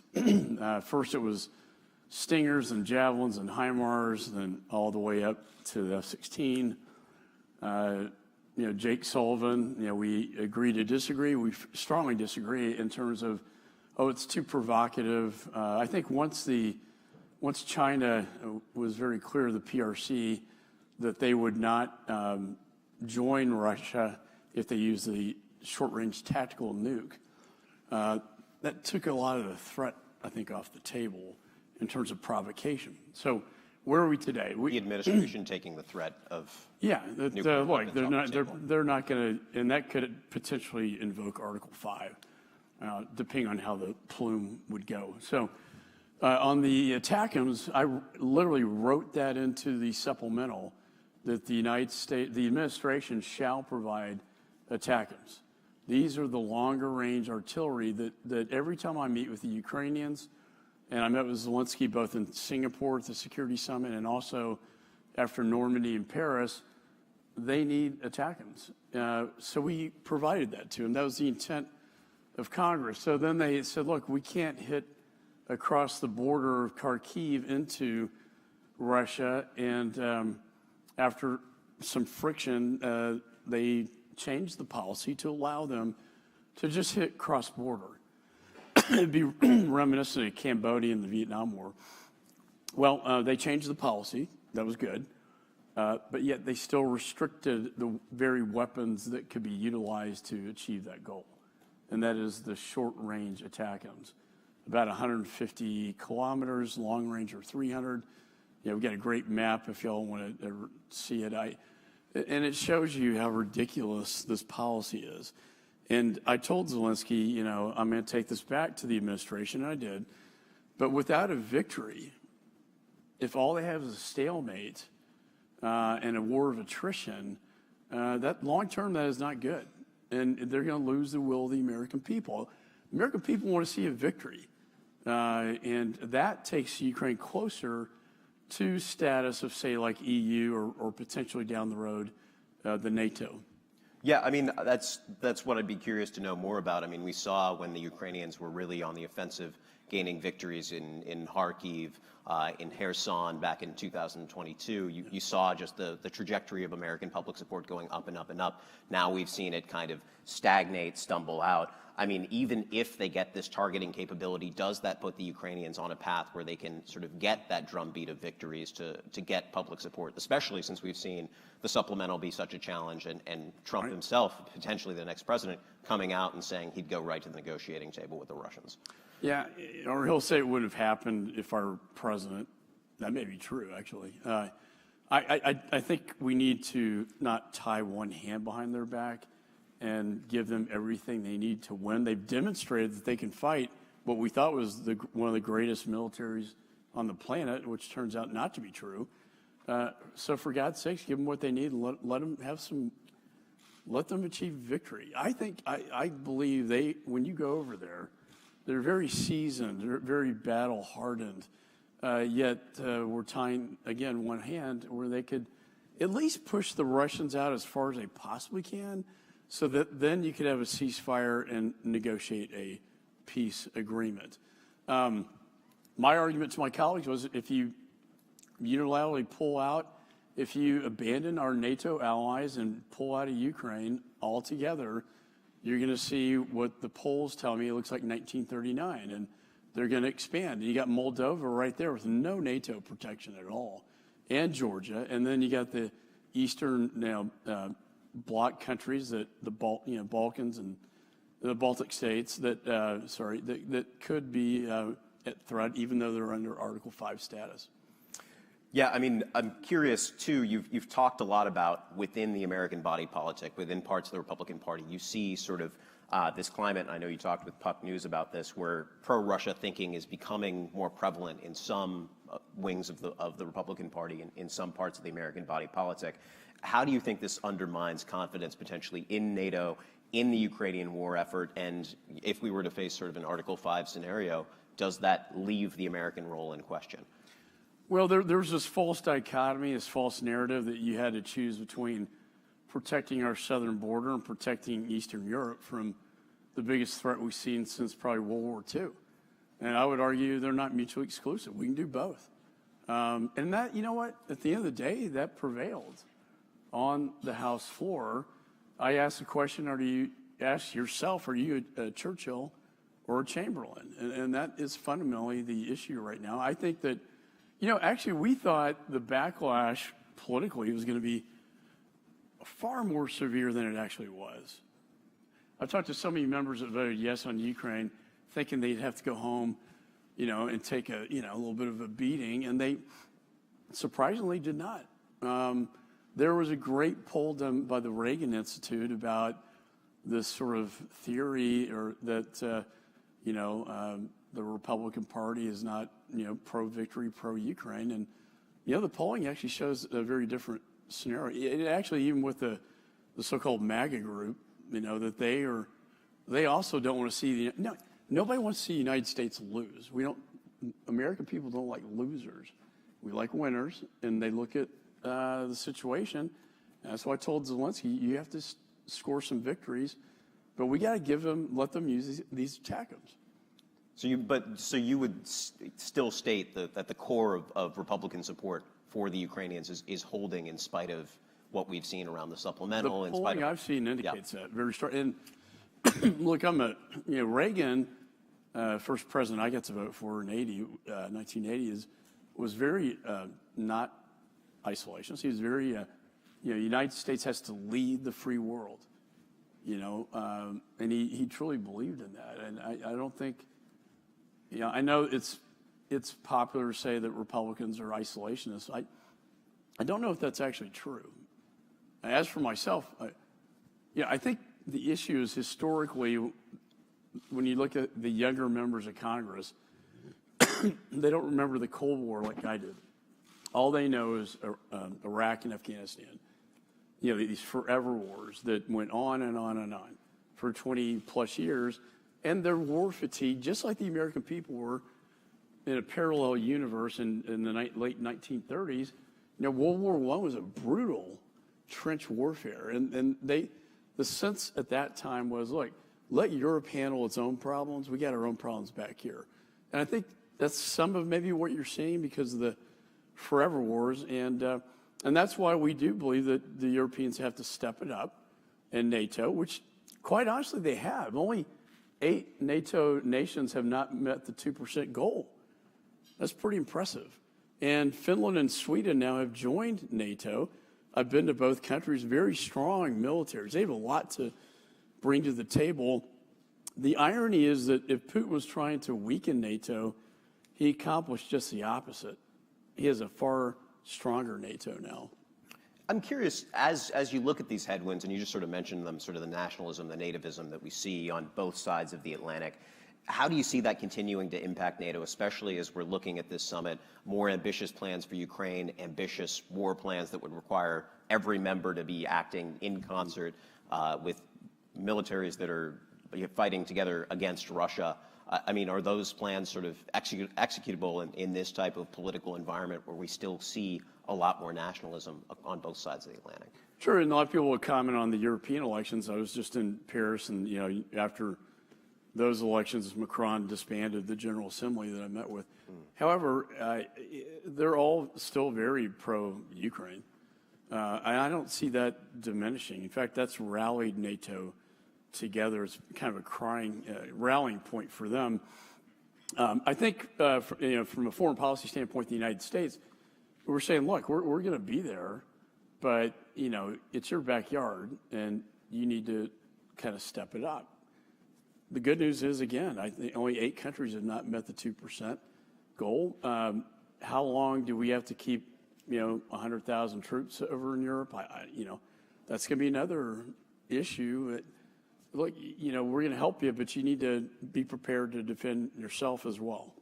Well, I mean, that's one of the fascinating things about these war plans in this moment in NATO. Obviously, there's much more investment in defense, as you said, but still sort of the straw that stirs the drink is the American forces coming across the Atlantic. I'm curious how you think, you know, from a congressional perspective, from a public perspective, are Americans in support of that, of supporting our NATO allies and defending our NATO allies with boots on the ground when push comes to shove? Yeah, I think Americans want America, United States, to lead the free world, and we do. Like, you know, the Repo Act that I passed and the supplemental, now EU countries are starting to take, that's where you can attach to the Russian sovereign assets of the oligarchs that were frozen. However, they want us to lead, but they don't want us to bear the entire burden sharing.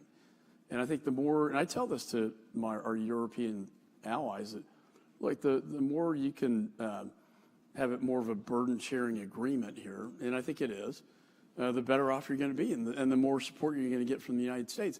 I think we're going to go through a transition since World War II of having so many troops in Germany, for instance, and South Korea. It's a very dangerous time. I wouldn't recommend diminishing that number, but we are going to have to look at a transition where, you know, Europe has its own bases. It doesn't have to be borne by the United States alone. I mean, that's a fascinating question, too, of priorities. You spend a lot of time in the Indo-Pacific, in Taiwan. Almost every trip we were talking about that you're taking is either has a Europe leg or an Indo-Pacific leg to it. How are you talking about this challenge with European allies of prioritization? Because when they look at the enablers, at the troops that they would need a lot of American support in an Article 5 scenario, but that support could be in the Indo-Pacific. That's correct. And again, as I mentioned earlier, we have 2 hot wars in a hot zone. So the Pacific theater is, I think, even more treacherous than the European theater, but they're tied together. And what I would remind my colleagues, like, you can't say you're like somehow like Russia gets a pass, but you're anti-communist China, because Chairman Xi met with Putin at the Beijing Olympics, and they forged this unholy alliance together. And guess who else is in there? Ayatollah and Kim Jong-un. They recently met, Putin and Kim Jong-un. Who has resupplied the Russian military? China. Why aren't we sanctioning China? We should. But China's a threat in the Pacific as well. I would argue that if you look at our military in terms of GDP, if you go back to early 1980s Reagan, we're far less and we're far behind than we were back then. Our military is overstretched and overburdened right now, which is why Europe has to help take care of itself. So we can also look at what happens in Ukraine also impacts what happens in Taiwan. And by the way, 90% of the advanced semiconductors are manufactured in, you know, Taiwan. If China invaded tomorrow, that all goes under, and it would be devastating, you know, the consequences there. So the other thing that's completely overstressed, and doesn't get talked about enough, is our defense industrial base. Because I look at the weapons, so I sign off on them, and our defense industrial base cannot handle the stress they are getting from these 2 wars, and again, the Pacific. I sign off on weapons, 22 weapon sales to Taiwan, going back 4 years ago, that have yet to go into Taiwan. If that gives you any sense for how stressed our defense industrial base is, and that's dangerous, because that's our deterrence to a conflict. Lot to talk about on readiness. We've got about 20 seconds left. Any big things you're looking for out of the NATO summit in 20 seconds or less? Well, you know, I know Rutte. I met with him in the Netherlands. It was a great pick. I think he's going to be a very good UN Secretary General. And I think all the NATO countries are looking forward to that. I hope that I just hope they come out more unified than ever, and I think they will, and rally behind the new Secretary General, but also rally behind this What I see is a just war against an aggressive dictator who has caused a lot of war crimes, by the way. A lot of people forget about the war crimes. And the children. I'm glad you mentioned the children's hospital being bombed. That's what the Russians do. They've kidnapped 30,000 Ukrainian children to indoctrinate them against their own country and then send them to the battlefield. I mean, I hope we see a unified NATO. I think we will, and the United States also standing up to dictators all across the world. We'll be watching that closely. Chairman McCall, thank you so much for your time. Thanks for having me. Appreciate it. Thank you. All right, we're changing over.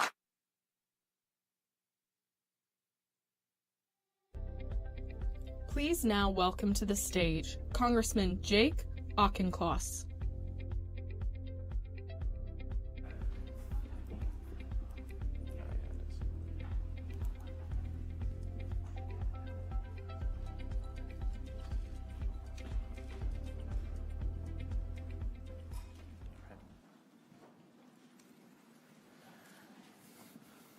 Congressman Auchincloss, thank you so much for being here on the eve of an important NATO summit. A lot going on behind the scenes in terms of the fight over the language, whether Ukraine will get a bridge to NATO, whether they'll get an undeniable path. You see fights between the United States and Germany on one side, the Nordic countries on other sides. What are you hoping that the Ukrainians will get out of this summit in particular? Good morning. Thanks for having me here. I don't think we should irretrievably commit to NATO membership for Ukraine. I'm a very strong supporter of Ukraine, have been from the beginning, will continue to be all the way through victory. But I believe Ukraine's security and economic future ultimately is vested in the European Union. People forget this, but the European Union actually has a very strong set of collective defense articles as well, Lisbon's 42.7. And that language legally is just as tight as Article 5. But politically, it's been interpreted as looser. And my argument is that the European Union, in addition to investing in its own defense industrial complex, should be investing in its own political collective will, so that when Ukraine joins the European Union, as I believe it should and as I believe it wants to, they also have security guarantees. So is there a risk of going too far in the NATO Article 5 direction, or do you think just the EU security guarantees are airtight enough to basically give them a similar guarantee? Well, the EU security guarantees are as airtight as the EU decides to make them. I mean, Article 5 didn't become the most effective collective defense article in history because it was written down that way. It became that way because we stood by it and because we honored it. And so the strength of 42.7 will be in the manifestation of it over the course of the next generation. And that's the challenge for the European Union going forward. I think our focus right now should be less on legal verbiage for NATO and more on authorizing Ukraine to strike anytime, anywhere inside Russia with any weapon so that they can disrupt not just troop staging sites and the industrial base of their war machine, but most importantly, their energy infrastructure. Well, yeah, wanted to ask you about that as well, because we just got off stage with Chairman McCall, who's a supporter across the aisle of Ukrainian strikes on Russian soil using American weapons.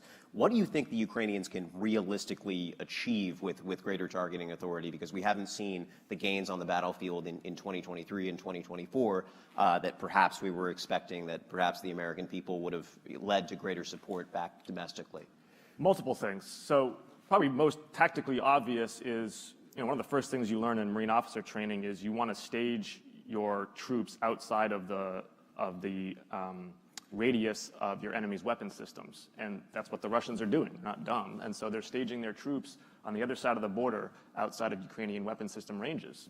That tactical advantage would be obviated by allowing Ukraine to strike them, not just near Kharkiv, but everywhere. The second one, and I think this is the most important, is energy. I mean, it's very complicated, and yet it's kind of very simple. Energy is fueling the Russian war machine, and we got to do two things in complementarity. One is strike those oil and gas fields. Very expensive to repair those things, very time-consuming to get them up and running again. We've got to tighten sanctions, number two, on the critical inputs that they need to repair those oil and gas fields. And then number three is tighten the maritime insurance sanctions that Treasury has been advocating for so that they can't use a shadow fleet to try to sell their oil overseas at above the price cap. We do those three things, and we're going to start to suffocate their revenue that they need to wage this war.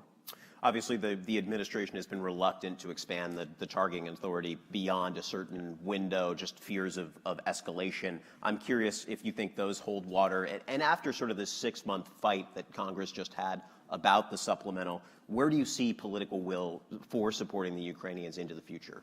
I believe a majority of Congress would support authorizing Ukraine to strike anywhere, any place, anywhere, anytime, inside Russia. And Chairman McCall and I actually had an amendment to that effect that unfortunately didn't make it into the NDAA.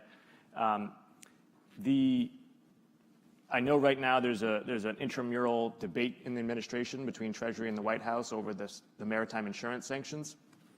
I would like to see the administration move aggressively on both the maritime insurance sanctions and the authority to strike Russian energy infrastructure. I believe they would have Congress's support to do both those things. But it sounds like you think the administration hasn't been aggressive enough on both sides, on the military and the economic side. Yeah, I think President Biden in the last 2 years has been enormously effective in rallying and maintaining Western unity, not just Western, but Western plus East Asian unity in support of Ukraine.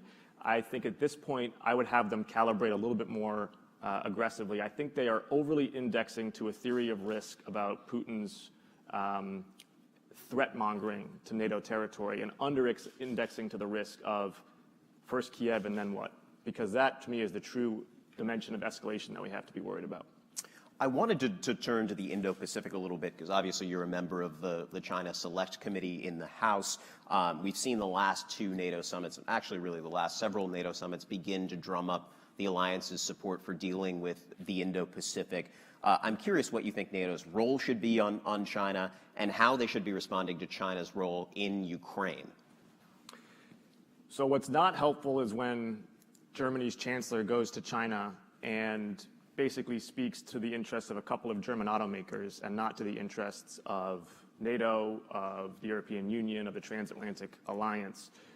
We need the Europeans to understand that China is going to run the same playbook over and over again when it comes to economics. It's going to do joint ventures to intake knowledge and know-how. It's going to then scale up domestically their ability to produce those same products and services, and then it's going to dump those products on global markets and drive competitors out of business.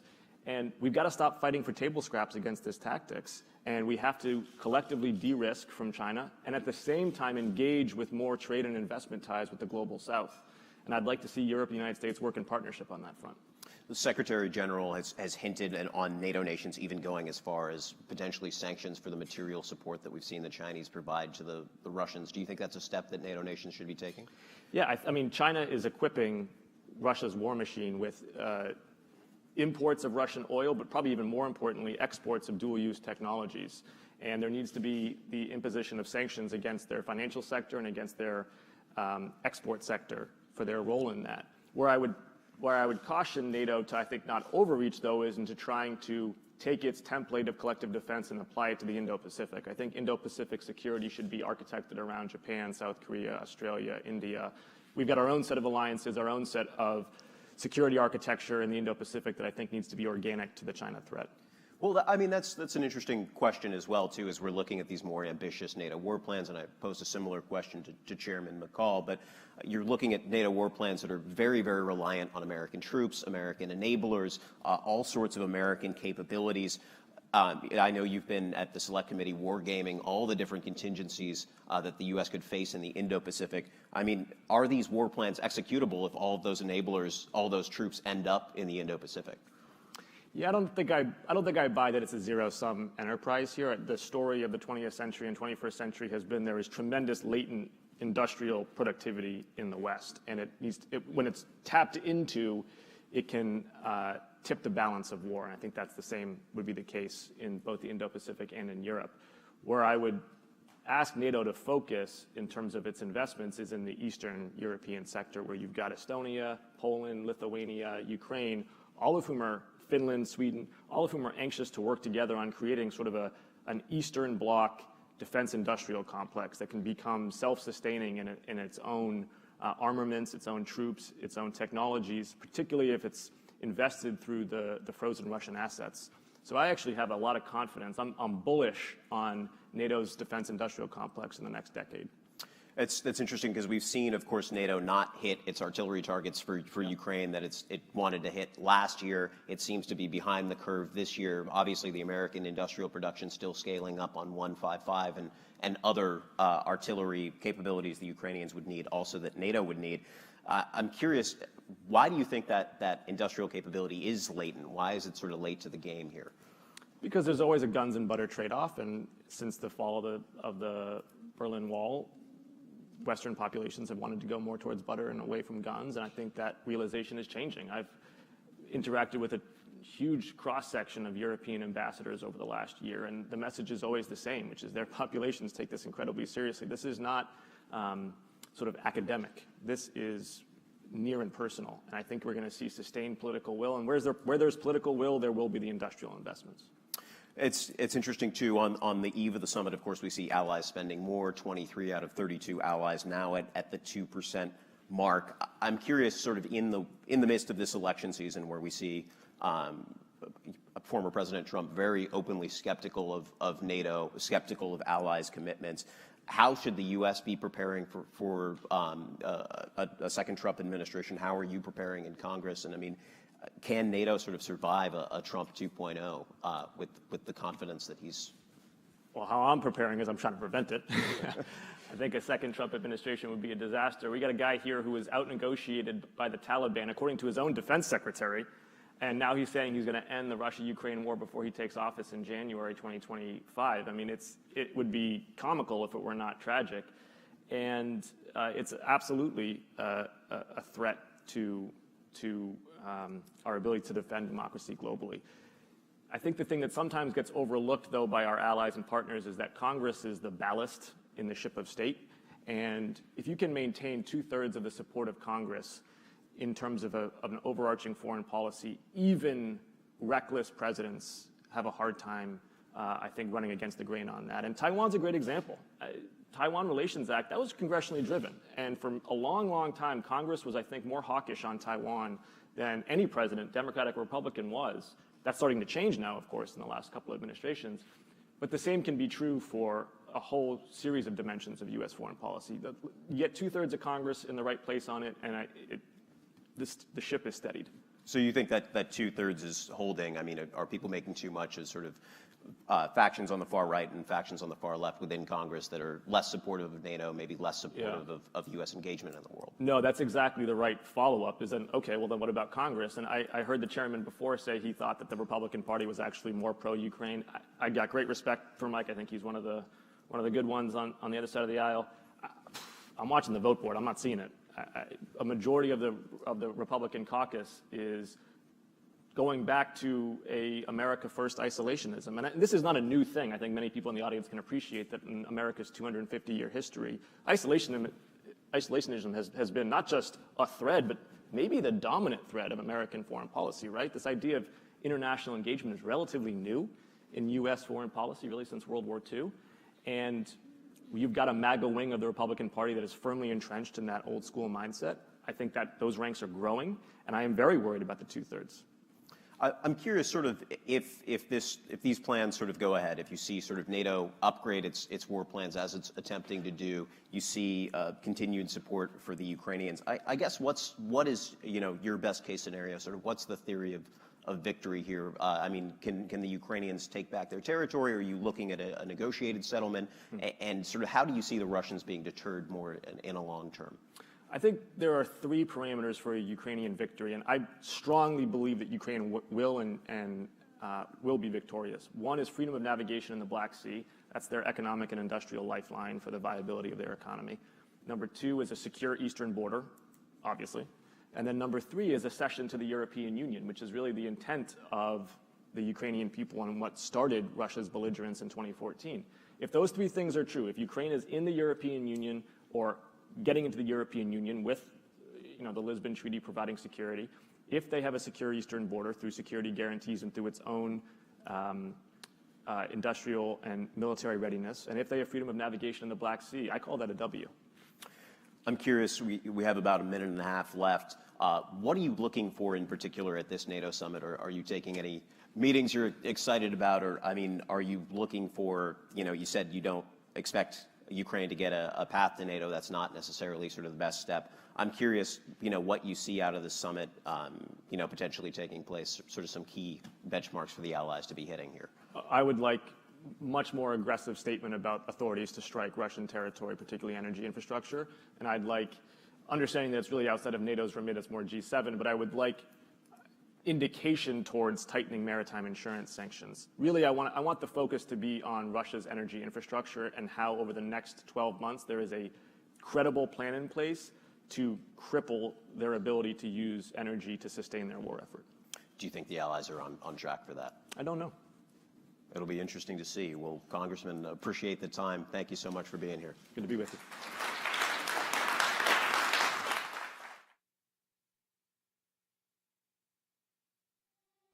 Next, please welcome to the stage Stimson Center Senior Fellow Dr. Emma Ashford, Marathon Initiative co-founder and principal Elbridge Colby, and European Council on Foreign Relations Research Director Jeremy Shapiro, for a conversation with Stephen Walt on the future of U.S. global engagement.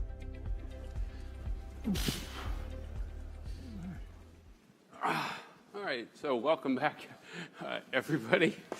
So, title of this panel, The Future of U.S. Global Engagement. Once upon a time, the United States could manage security orders all over the world, in Europe, in Asia, arguably even in the Middle East. And even crises and wars didn't necessarily affect its ability to respond. Is that still the case today?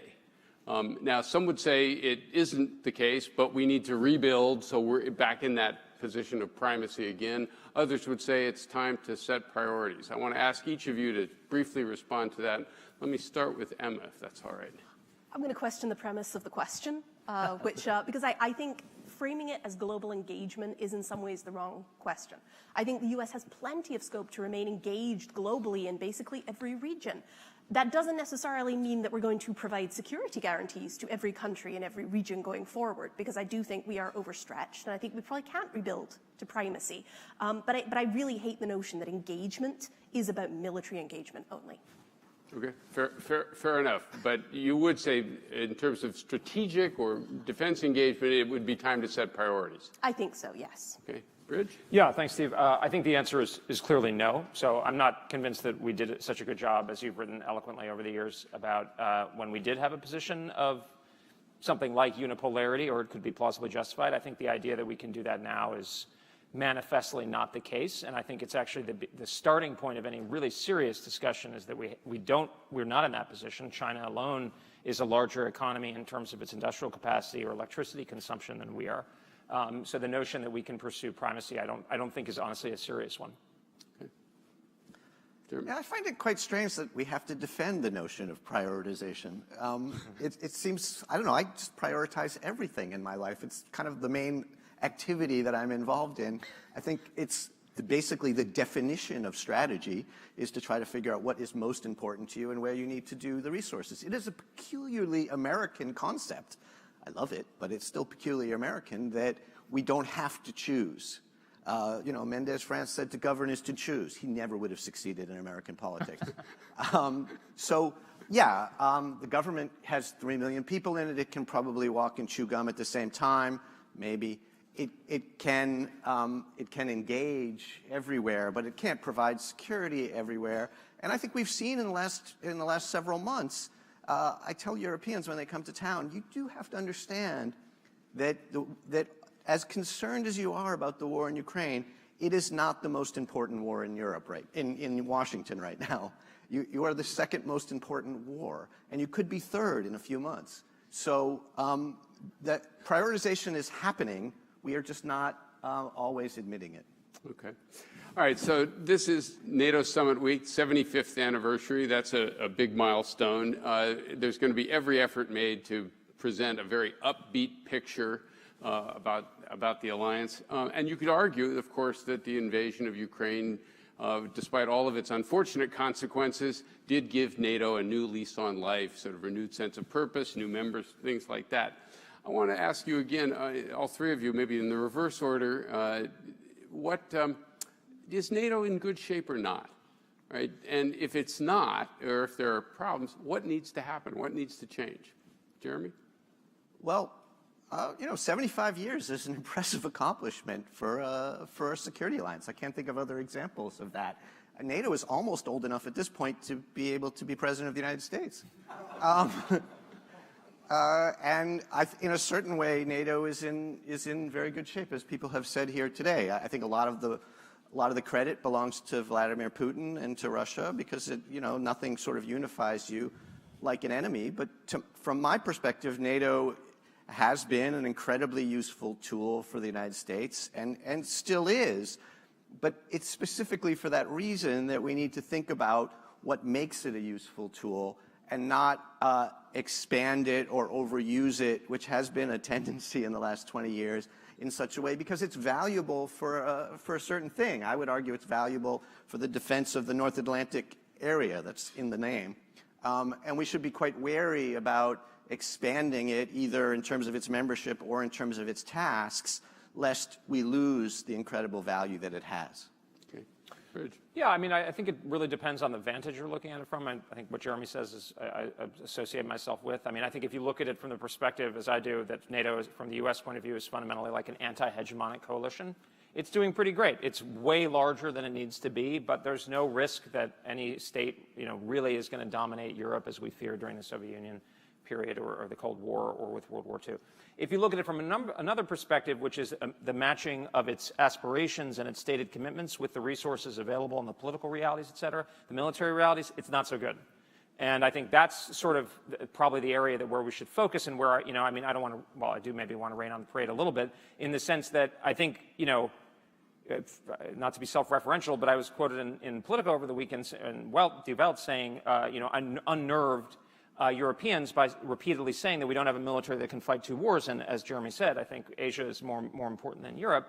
I think what's unnerving about that is the reality, not that people are saying it or pointing it out. That's a fact of two successive national defense strategies, including the Biden administration's own. So that seems to me to be where we should focus. What I would say is, and this is, I think, an important point, is that there is progress. I don't think NATO is doomed. I think we can get better on burden sharing. We can resolve these issues. I would point again to an excellent report by Camille Grand in ECFR that came out last week that is very realistic about the political, military, strategic, economic realities, about where Europe needs to do more and how that's possible, but it's going to be difficult. So I would say, there's some good things to celebrate, but on the whole, I would sort of say a business-like, more pragmatic approach and less sort of totemic and almost like religious hosanna approach is in order. Okay.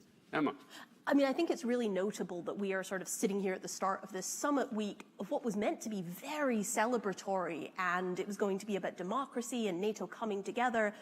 And now we're all sort of looking around the world and saying, oh no, maybe things aren't quite that good. So the actual problems, as Jeremy put it, are sort of rearing their heads.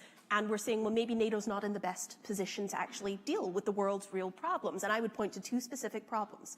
One is that the choices the alliance made in the post-Cold War period, expansion, out-of-area missions, all of that stuff, made it less capable for today, for the actual threat from Russia.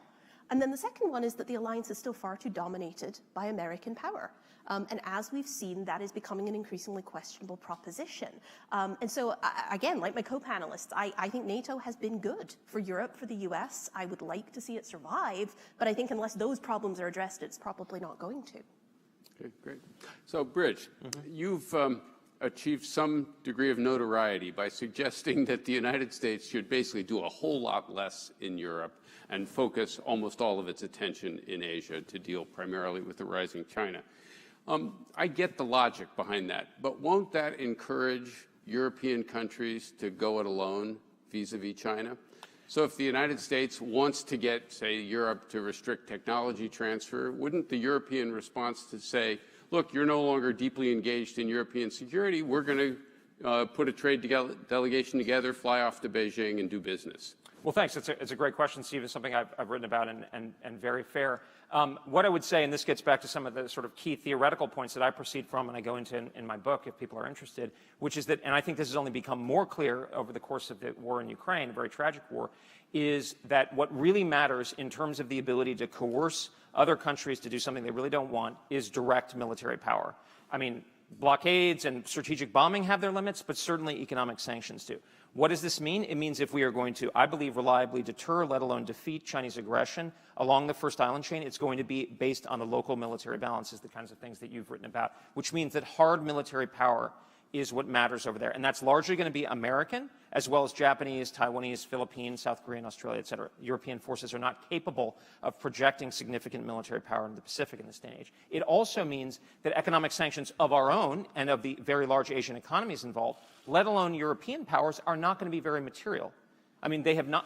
The economic sanctions against Russia, which is 1/10 the scale of the Chinese economy, have failed to move Russia's fundamental decision-making, have failed to cripple the Russian military-industrial complex, and according to a Ukrainian writing in the Financial Times, may even be contributing to a perpetuation of the war by a war economy. I think an adaptation of a war economy. I think that third point is more disputable. But I think the notion that European economic sanctions are going to be material in defeating a Chinese invasion of, say, Taiwan is basically laughable. Moreover, I don't think the Europeans are going to do it. And I think President Macron did us a favor last year by going to China and making, frankly, pretty clear that they wouldn't do that. And Chancellor Scholz has also gone. So here's my view is, actually, the difference, I would say, between the policy that I advocate for, and I don't speak for anybody but myself, and the Biden administration's policy is Kirk Campbell goes around saying it's all one theater. Geography is collapsed, which I hadn't heard about Europe and Asia actually collapsing geographically yet. But is it basically, as he said at CFR about a week or two ago, he said his main concern in the near term is an accident, basically not a military attack. And that they are basically, he mentioned diplomatic notes and meetings with European leaders like the foreign minister of Lithuania. I don't think what the foreign minister of Lithuania, and I say this with respect, says about Taiwan is going to matter one way or the other. So I would actually ask much less of the Europeans on the China economic issue. Now, my view is if I were living in Germany or Italy, I wouldn't want Huawei all over my 5 and 6G technology. I wouldn't want to be completely dominated and subject to Chinese overproduction. But why would we give credit to the Europeans? But I encourage it. But, you know, von der Leyen and these people are saying there's going to be de-risking anyway. So, okay, great. So to me, let's encourage what Camille Grand is saying, and let's not pretend that it's all one theater where economic sanctions are going to make a big difference. So bottom line is you're not that worried about it. I'm not that worried. Okay. Emma, so you've written a new paper just out suggesting that Europe, apart from NATO, might have several different options. One is sort of a series of bilateral security deals with the United States that might include current NATO members, maybe some other countries as well. A quid pro quo, where contra bridge, the United States agrees to stay in Europe in order to get European cooperation vis-a-vis China, or one where you really get European strategic autonomy, where they really finally get their act together. Which of these is most likely, and better yet, which of these is most desirable? Yeah, so we did a paper, a big team at Stimson. We sat down, we talked through, what kind of options are there for European responses to U.S. retrenchment? What forms might U.S. retrenchment take? And we came up with a couple of strategies for how Europe could respond. They could come to Washington begging for individual bilateral security guarantees, or they could, as you say, try and put forward this China quid pro quo. But what we actually found at the end of the day is that in the context of the scenarios for U.S. retrenchment from Europe that are most likely, so things like a Trump shock, a debt crisis, an Indo-Pacific contingency, there are concrete limitations on what the U.S. could offer in exchange for these quid pro quos that would even make it unlikely that they would happen. I don't want to get into everything we talked about in the paper, but you asked about sort of what would be preferable and what's most likely. The thing that I found incredibly surprising emerging from the 3 scenarios that we put together was that actually a relatively swift U.S. retrenchment from Europe seems to produce the best response if what you want is European states to come together, either at a European level or at sort of a mini-lateral level, to actually adapt and build up their own defense industries, their own defensive capabilities, that actually a swift exit is much better than sort of muddling through until it becomes apparent the U.S. can't do it anymore. Okay. That actually goes nicely to what I wanted to ask Jeremy. So I have heard you say that you think the American role in Europe is going to decline regardless of what happens in November, right? It's more likely to decline rapidly if we get a return of Donald Trump to the White House. But the direction is the same, just the velocity is different. How far do you think that process could go is there a limit, and how worried should Europeans be? How far could the process go under Donald Trump, or in either case? Either case. I think under Donald Trump, it could go very, very rapidly and very, very far. It's interesting to hear from Emma that maybe that would be better off. I'd have to consider that. I think she might be right. I've, for a long time, been advocating for this idea that Europeans can either can expect an American entrenchment that is either sort of fast and irresponsible under a Donald Trump administration, or slow and responsible under a Biden or other Democratic administration. I think that maybe the choice isn't so clear. Maybe she's right that, in fact, what you notice in Europe is that they really don't want this to happen under either circumstances, and they won't really do anything to prepare for a U.S. retrenchment until it is clearer than truth, which may be the reason that you concluded that. And so sometimes it feels like there is no, what happened in 2021 when Biden took over was it took all of the sails, all of the wind out of the European efforts to create greater autonomy from the United States. And I think this gets to what is really quite central in what's going on. Yes, it's very much about resources. It's very much about building up militaries and capabilities, for sure. But there's an important political element, which is that Europeans don't really get along on these questions, and they need the United States to help settle their own political disputes about what their strategy should be and about how to deal with the French and that kind of thing. That is going to be, those are going to be very, very difficult political discussions within Europe, and they're going to avoid them as long as humanly possible. So maybe it does need to be a little bit quicker than I thought.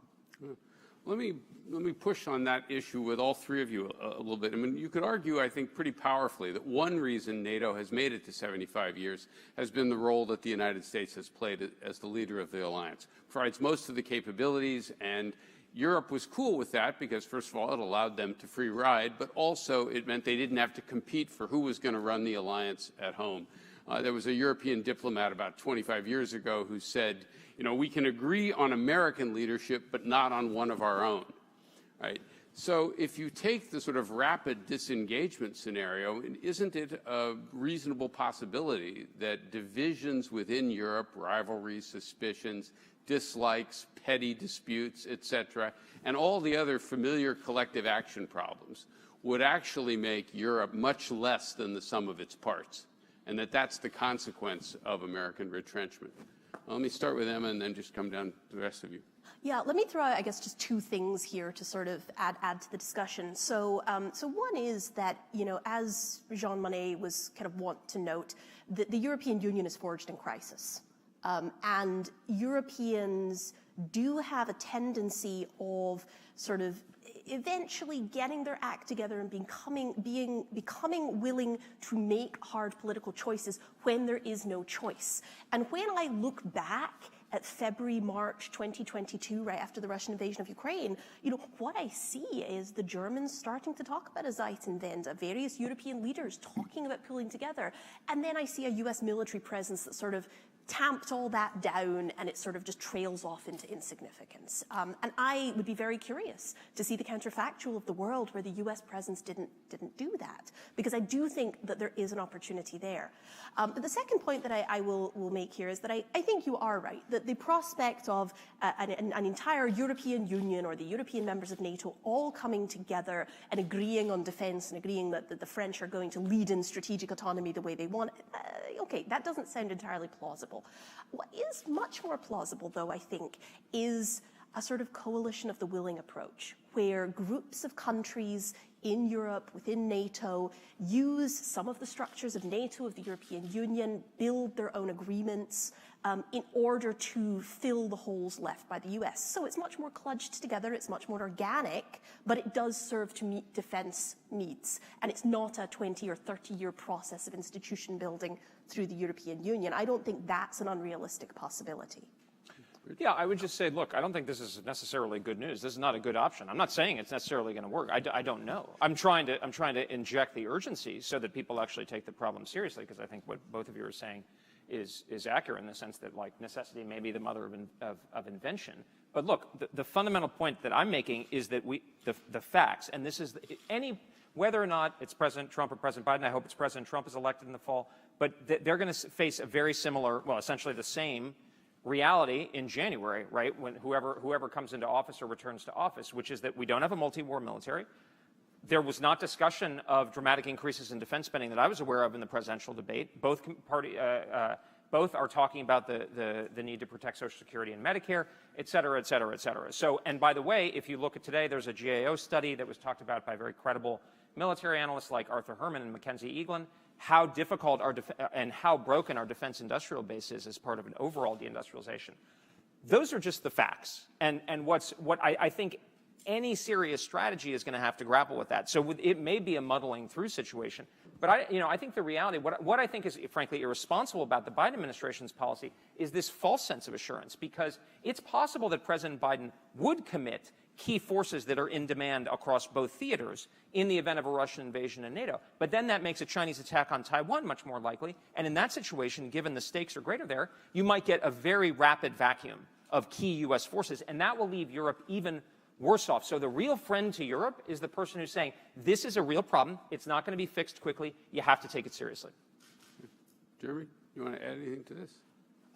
Yeah, I mean, I kind of want to say the same thing and not as good an accent, but I'll still do that.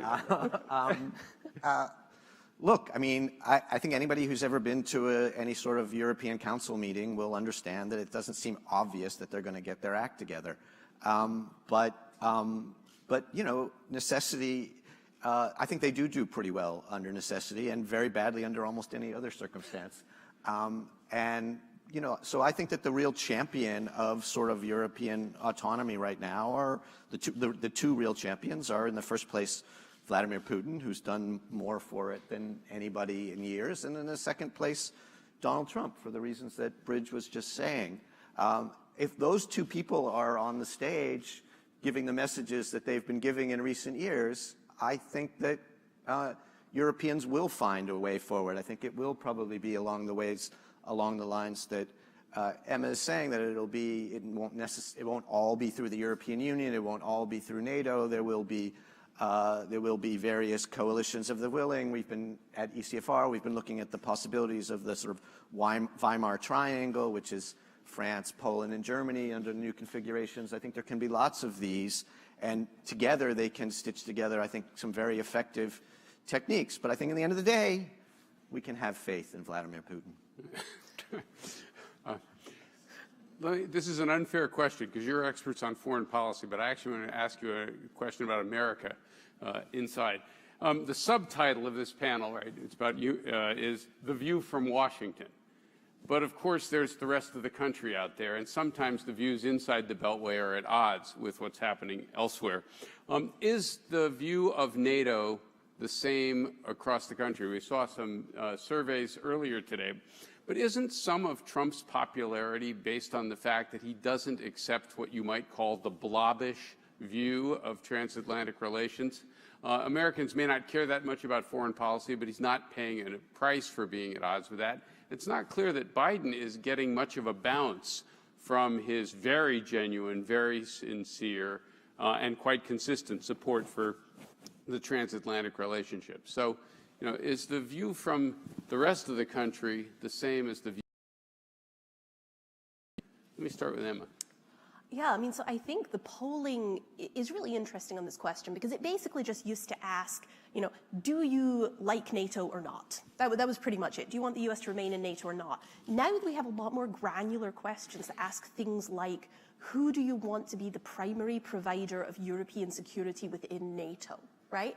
And when you ask the question in that more granular way, in the way that you're actually like designing a policy you could implement, what we find is that large majorities of Americans, they're pro-NATO, but they would very much like Europe to do more for its own defense. And I will also mention a poll from the Institute for Global Affairs recently showed that many Europeans feel the same way, right? Large majorities in the UK and Germany and France all feel the same way.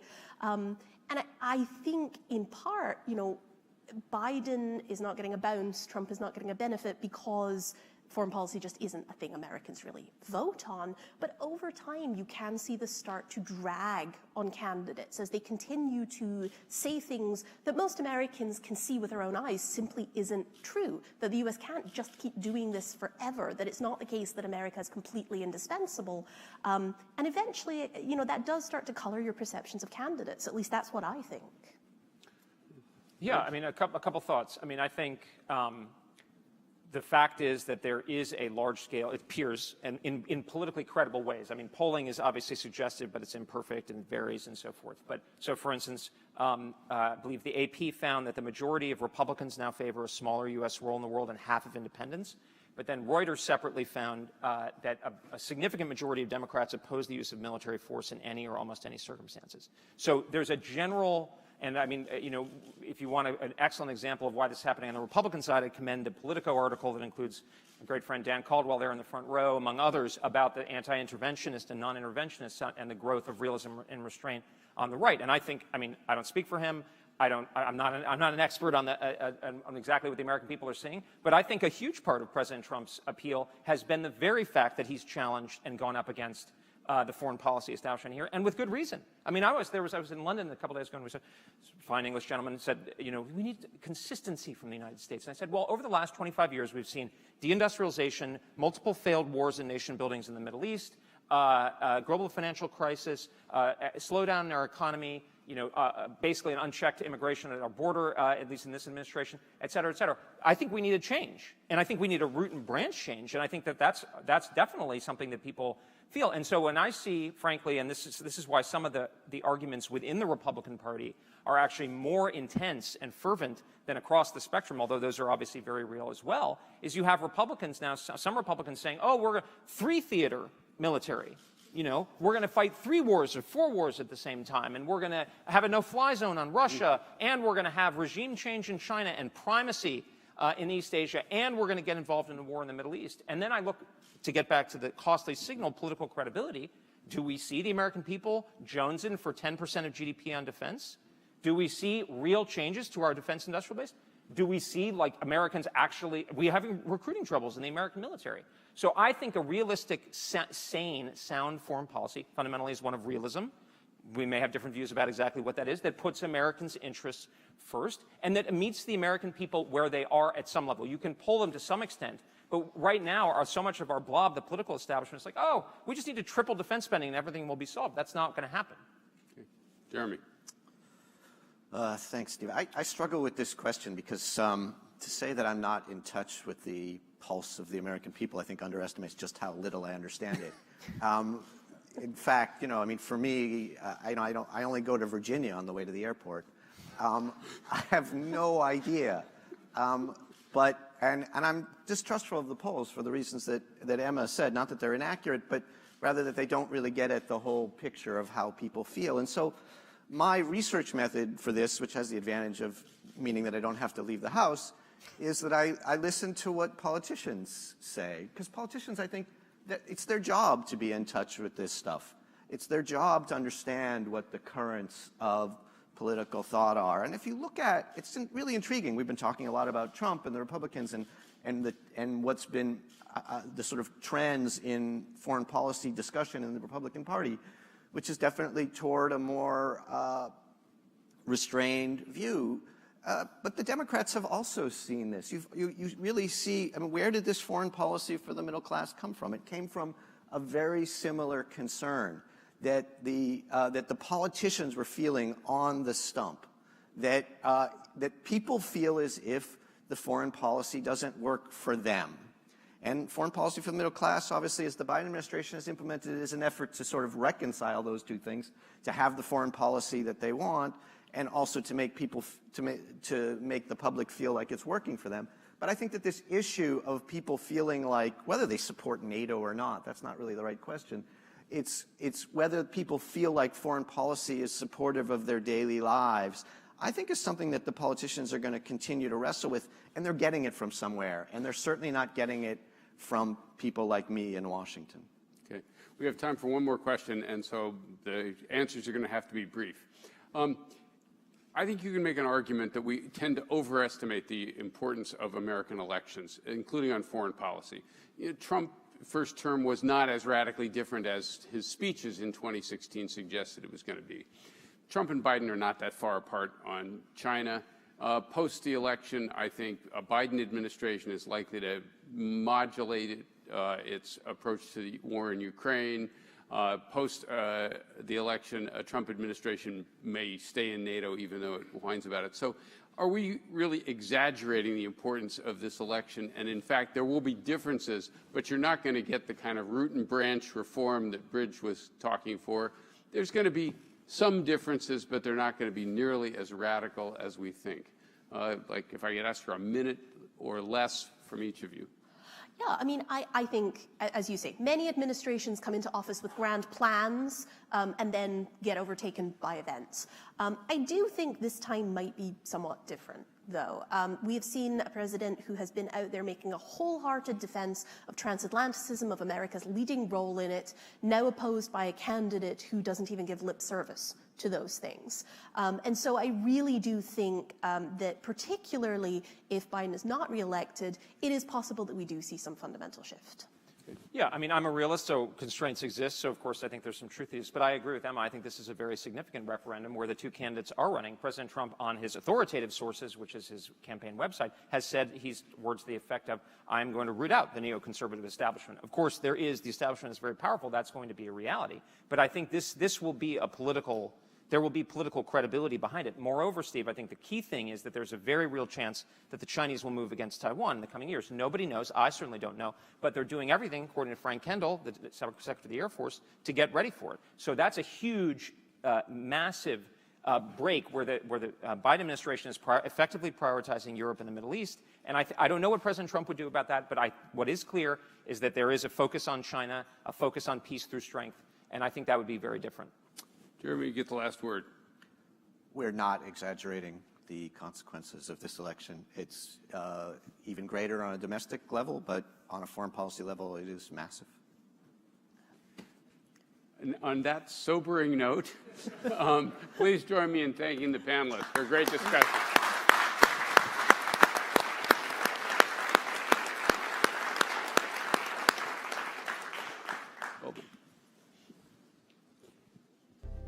And now, please welcome to the stage the U.S. Permanent Representative to NATO, Ambassador Julianne Smith, for a conversation with FP's Editor-in-Chief, Ravi Agrawal, on navigating NATO's next era.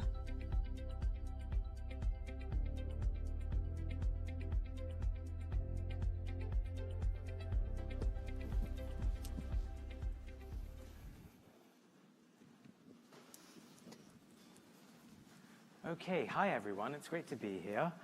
Ambassador Julie Smith, thank you for making time for us. Thank you. I know it's a very, very busy week for you. It's a big week. It's a big week for the NATO alliance, without a doubt. Yeah. So I have to start with this. You know President Biden very well, and obviously anyone following the news cycle knows that there are real concerns about whether he will continue to run in this race. And, you know, whatever the news cycle says, whatever we hear from commentators, it is clear that leaders in Europe are also quite concerned. A, because if someone else steps in, it's a lot of turmoil, but B, they're looking at the polls. A lot of leaders are going to ask you about that this week. What are you telling them? Well, look, the Europeans and our friends in Canada are always interested in our election, no doubt about that. This is one that they're watching closely. They've been watching it for a long time because of the length of our election cycle. We've also seen a number of European allies watching elections in Europe very closely, most notably in France just over the weekend. But in terms of our allies at this point across the alliance raising questions about Joe Biden himself and his ability to carry on, I haven't encountered that. We'll see what the week brings, but I think you've heard me. I think you've certainly heard the president's perspective. I had the good fortune of briefing the president about 3 weeks ago on the NATO summit. He ended up peppering me with loads of questions that were tough to answer. I don't have concerns. I know he's looking forward to this week in Washington. It's going to be a busy one. But he insisted that the United States host this 75th anniversary summit. That came from him directly, and I know he's really looking forward to jumping in. The other concern that a lot of NATO allies have, of course, is that if Biden continues to run, he won't win, and that we will see a President Trump who will do exactly as he says, who will pull the United States out of the alliance, or as we just heard from the previous panel, some halfway house, but at the very least, it undermines the alliance. What are you telling allies again? Like this week, what methods and ways are there to buttress the alliance, even if this particular administration loses? Well, a couple things on that. So I think Europeans are pretty level-headed about trying too hard to predict either the outcome of our election and then what a particular candidate will do if he comes into office. I think they certainly have seen, both in their own elections and in our elections, that candidates say different things on the campaign trail sometimes than what turns out to be a reality if that person wins. And so I think they're watching closely, but trying not to make too many assumptions about how this plays out. In terms of what happens this week, I think they're going to feel U.S. engagement at all levels. We have over 700 people coming to the public forum. All 50 states will be represented. They're going to see heavy engagement by both parties coming over, both from the Senate and the House. They're going to feel the commitment, I think, across the United States to this alliance. And I think each time we have a Codell come from the Hill, they feel that bipartisan support. They were relieved to see the supplemental go through and that there was bipartisan support for that.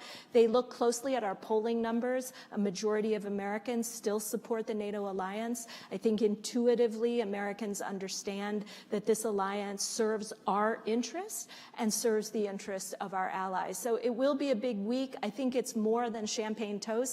It is an anniversary summit, no doubt. But I think what folks should watch for are the concrete announcements that will be coming out for Ukraine, for NATO allies, news on defense production, on resilience, on cybersecurity, on implementing the new regional plans that we rolled out last year. There's going to be a lot to unpack from Tuesday to Thursday, and I think that will showcase the vitality of this alliance, its relevance to everyday American life, but also will be an important symbol or signaling to the American public about burden sharing, because that is a major piece of what's going to come out. So I wanted to ask you about that, because you said earlier that Americans support the way in which America has been engaged with NATO so far, but 82% of Americans actually feel that Europe should be solely or primarily responsible for its defense. And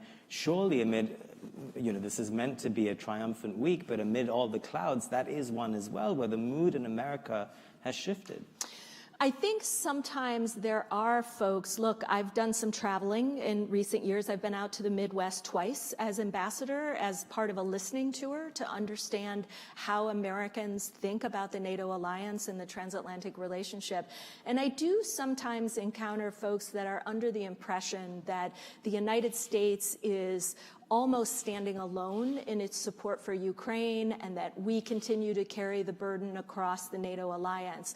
I think what you'll see this week is some important messaging by the president and the team around him, but also by NATO allies to tell their story. 10 years ago, we started with 3 allies spending 2% of GDP on their own national defense.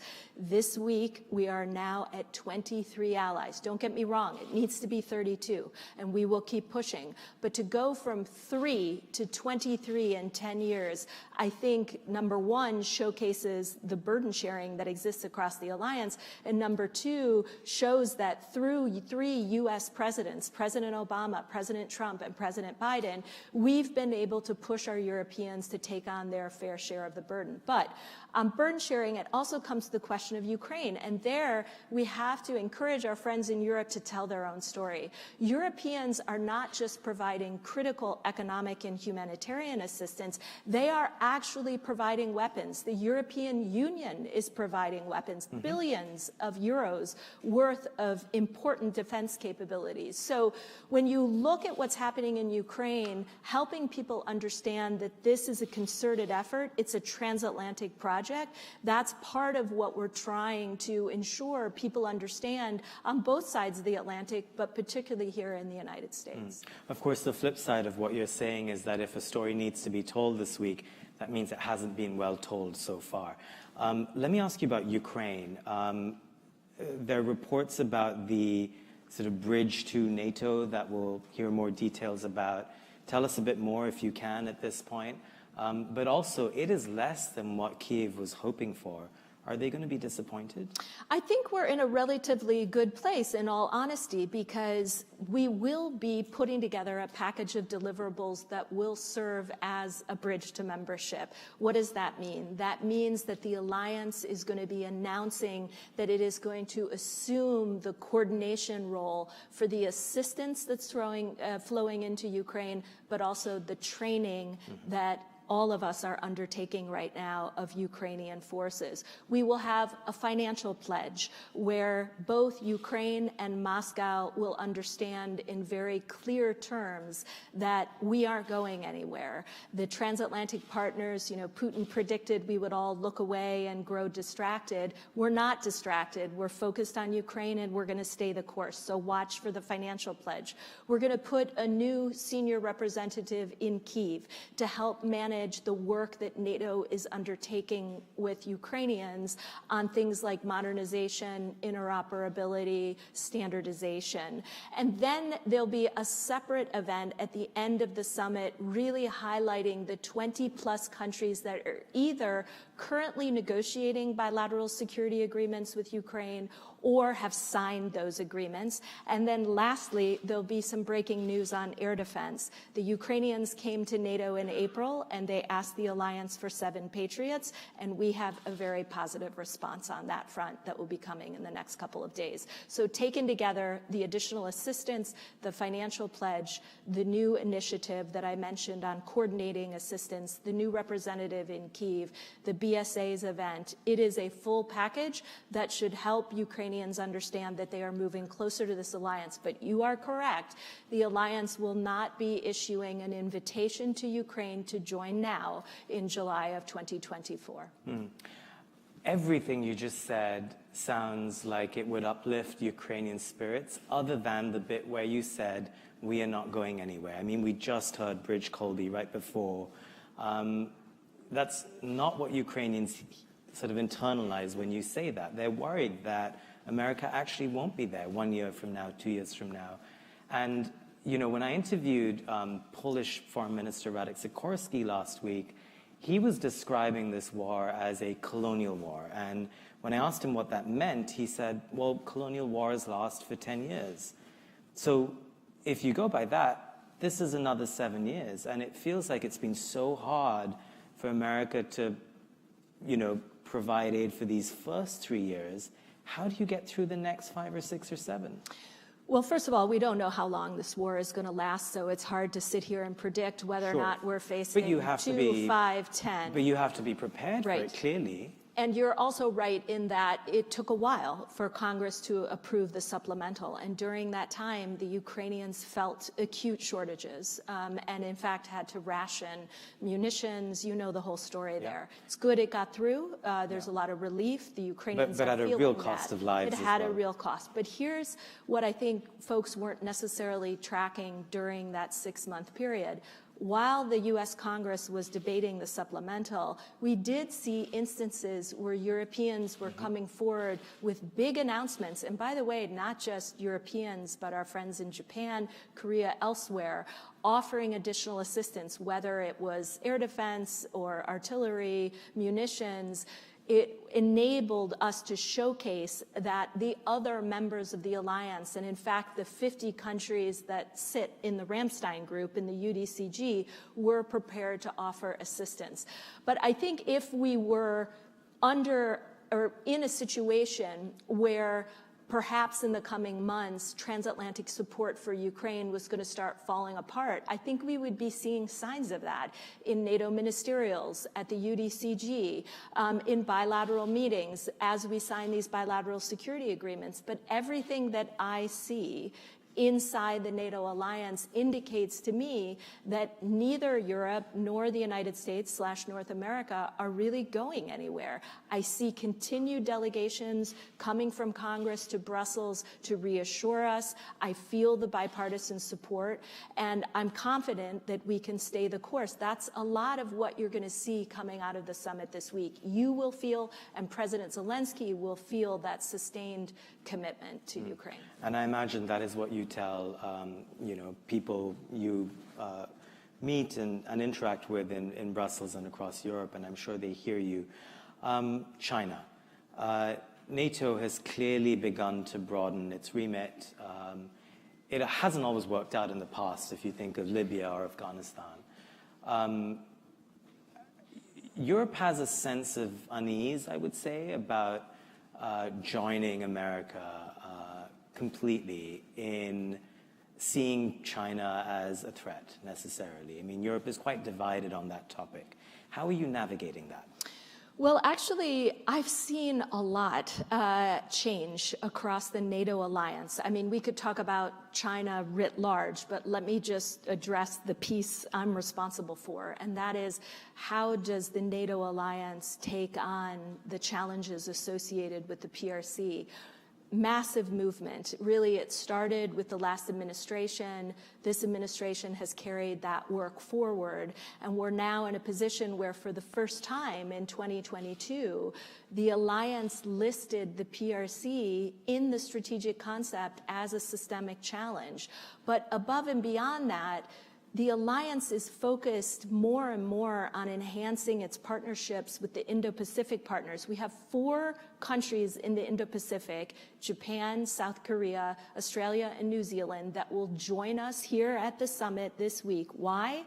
Because all of us see greater utility in sharing best practices, insights, intelligence on how we can cope with a whole array of hybrid tactics that both the PRC and Russia are using to undermine our societies, to sow divisions across the alliance. And we are sending a strong signal back, not that NATO is going to become a global alliance. We're not talking to these countries in the Indo-Pacific about joining. We're talking about drawing them closer, because whether you're talking about disinformation, cyber attacks, disruptive technology, these are challenges and threats that have no boundaries. And so it makes sense for us to lock arms and figure out how we can strengthen our collective toolkit and push back to either deter or prevent the use of those types of hybrid tactics.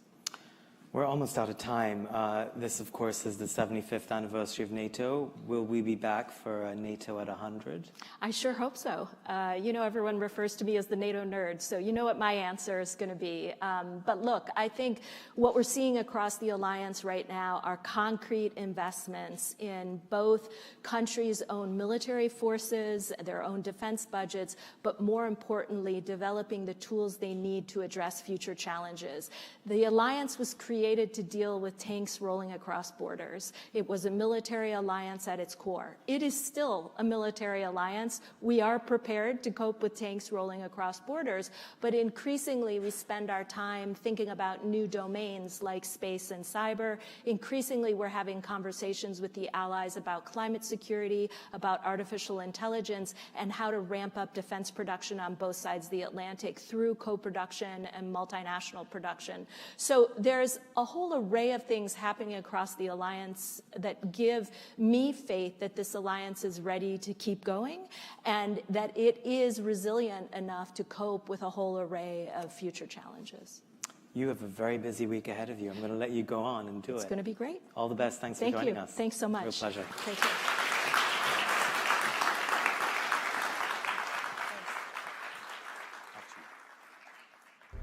Please welcome back to the stage FP's Andrew Solinger.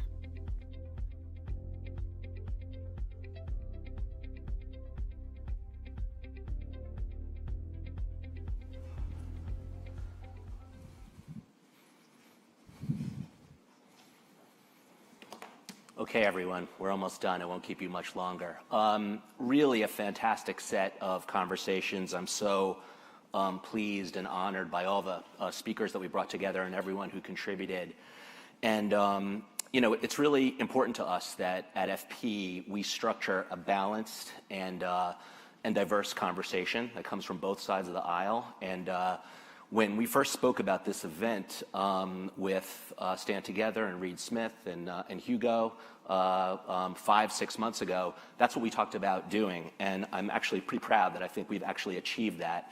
And I hope you agree. There is quite a few recaps that I would read to you if I could find the notes that I took, which are lost now on my phone.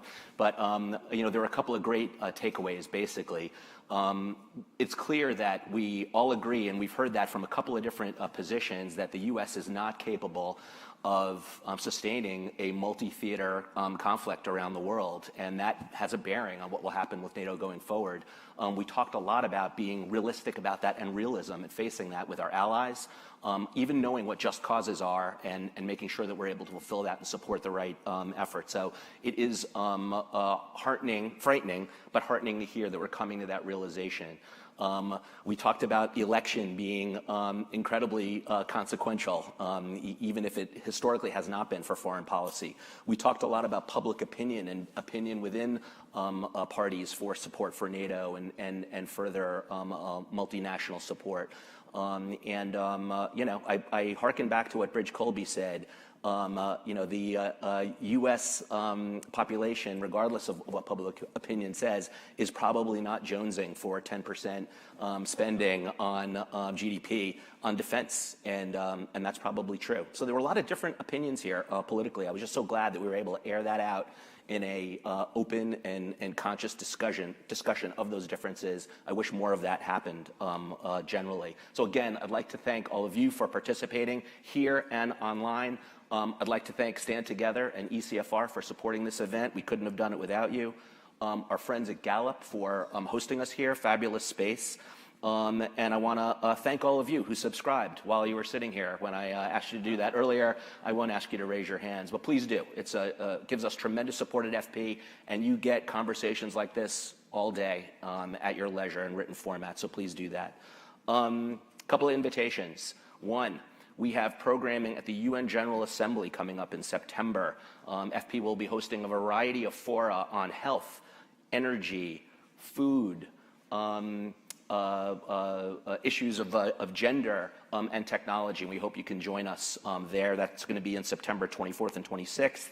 Roundtables as well, live podcast tapings. You can register at foreignpolicy.com/events, same way you registered for this program. Please do join us there.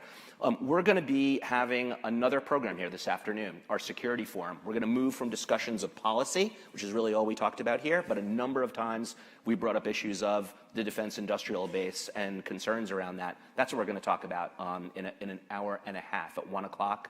We're going to talk about emerging technologies and how they are able to impact security going forward, what we've learned from Ukraine, and how we can deploy technologies like AI and quantum to future scenarios to prevent conflict. Great speakers, Ann Neuberger from the NSC, the defense ministers from Lithuania and Canada, tons of senior leadership from NATO, a surprise speaker I won't tell you about just yet because I can't. So please do join us for that. However, you can't stay in this room. We all have to leave because we're going to reset and clean up. We will be serving lunch. It's a little early for lunch at 11:30, so I think it's going to be in like 45 minutes or something like that. But please do hang around because we have a ton more programming this afternoon. You won't want to miss it. But if you would, pick your stuff up as you're chatting and join us outside. Thanks again for all of you.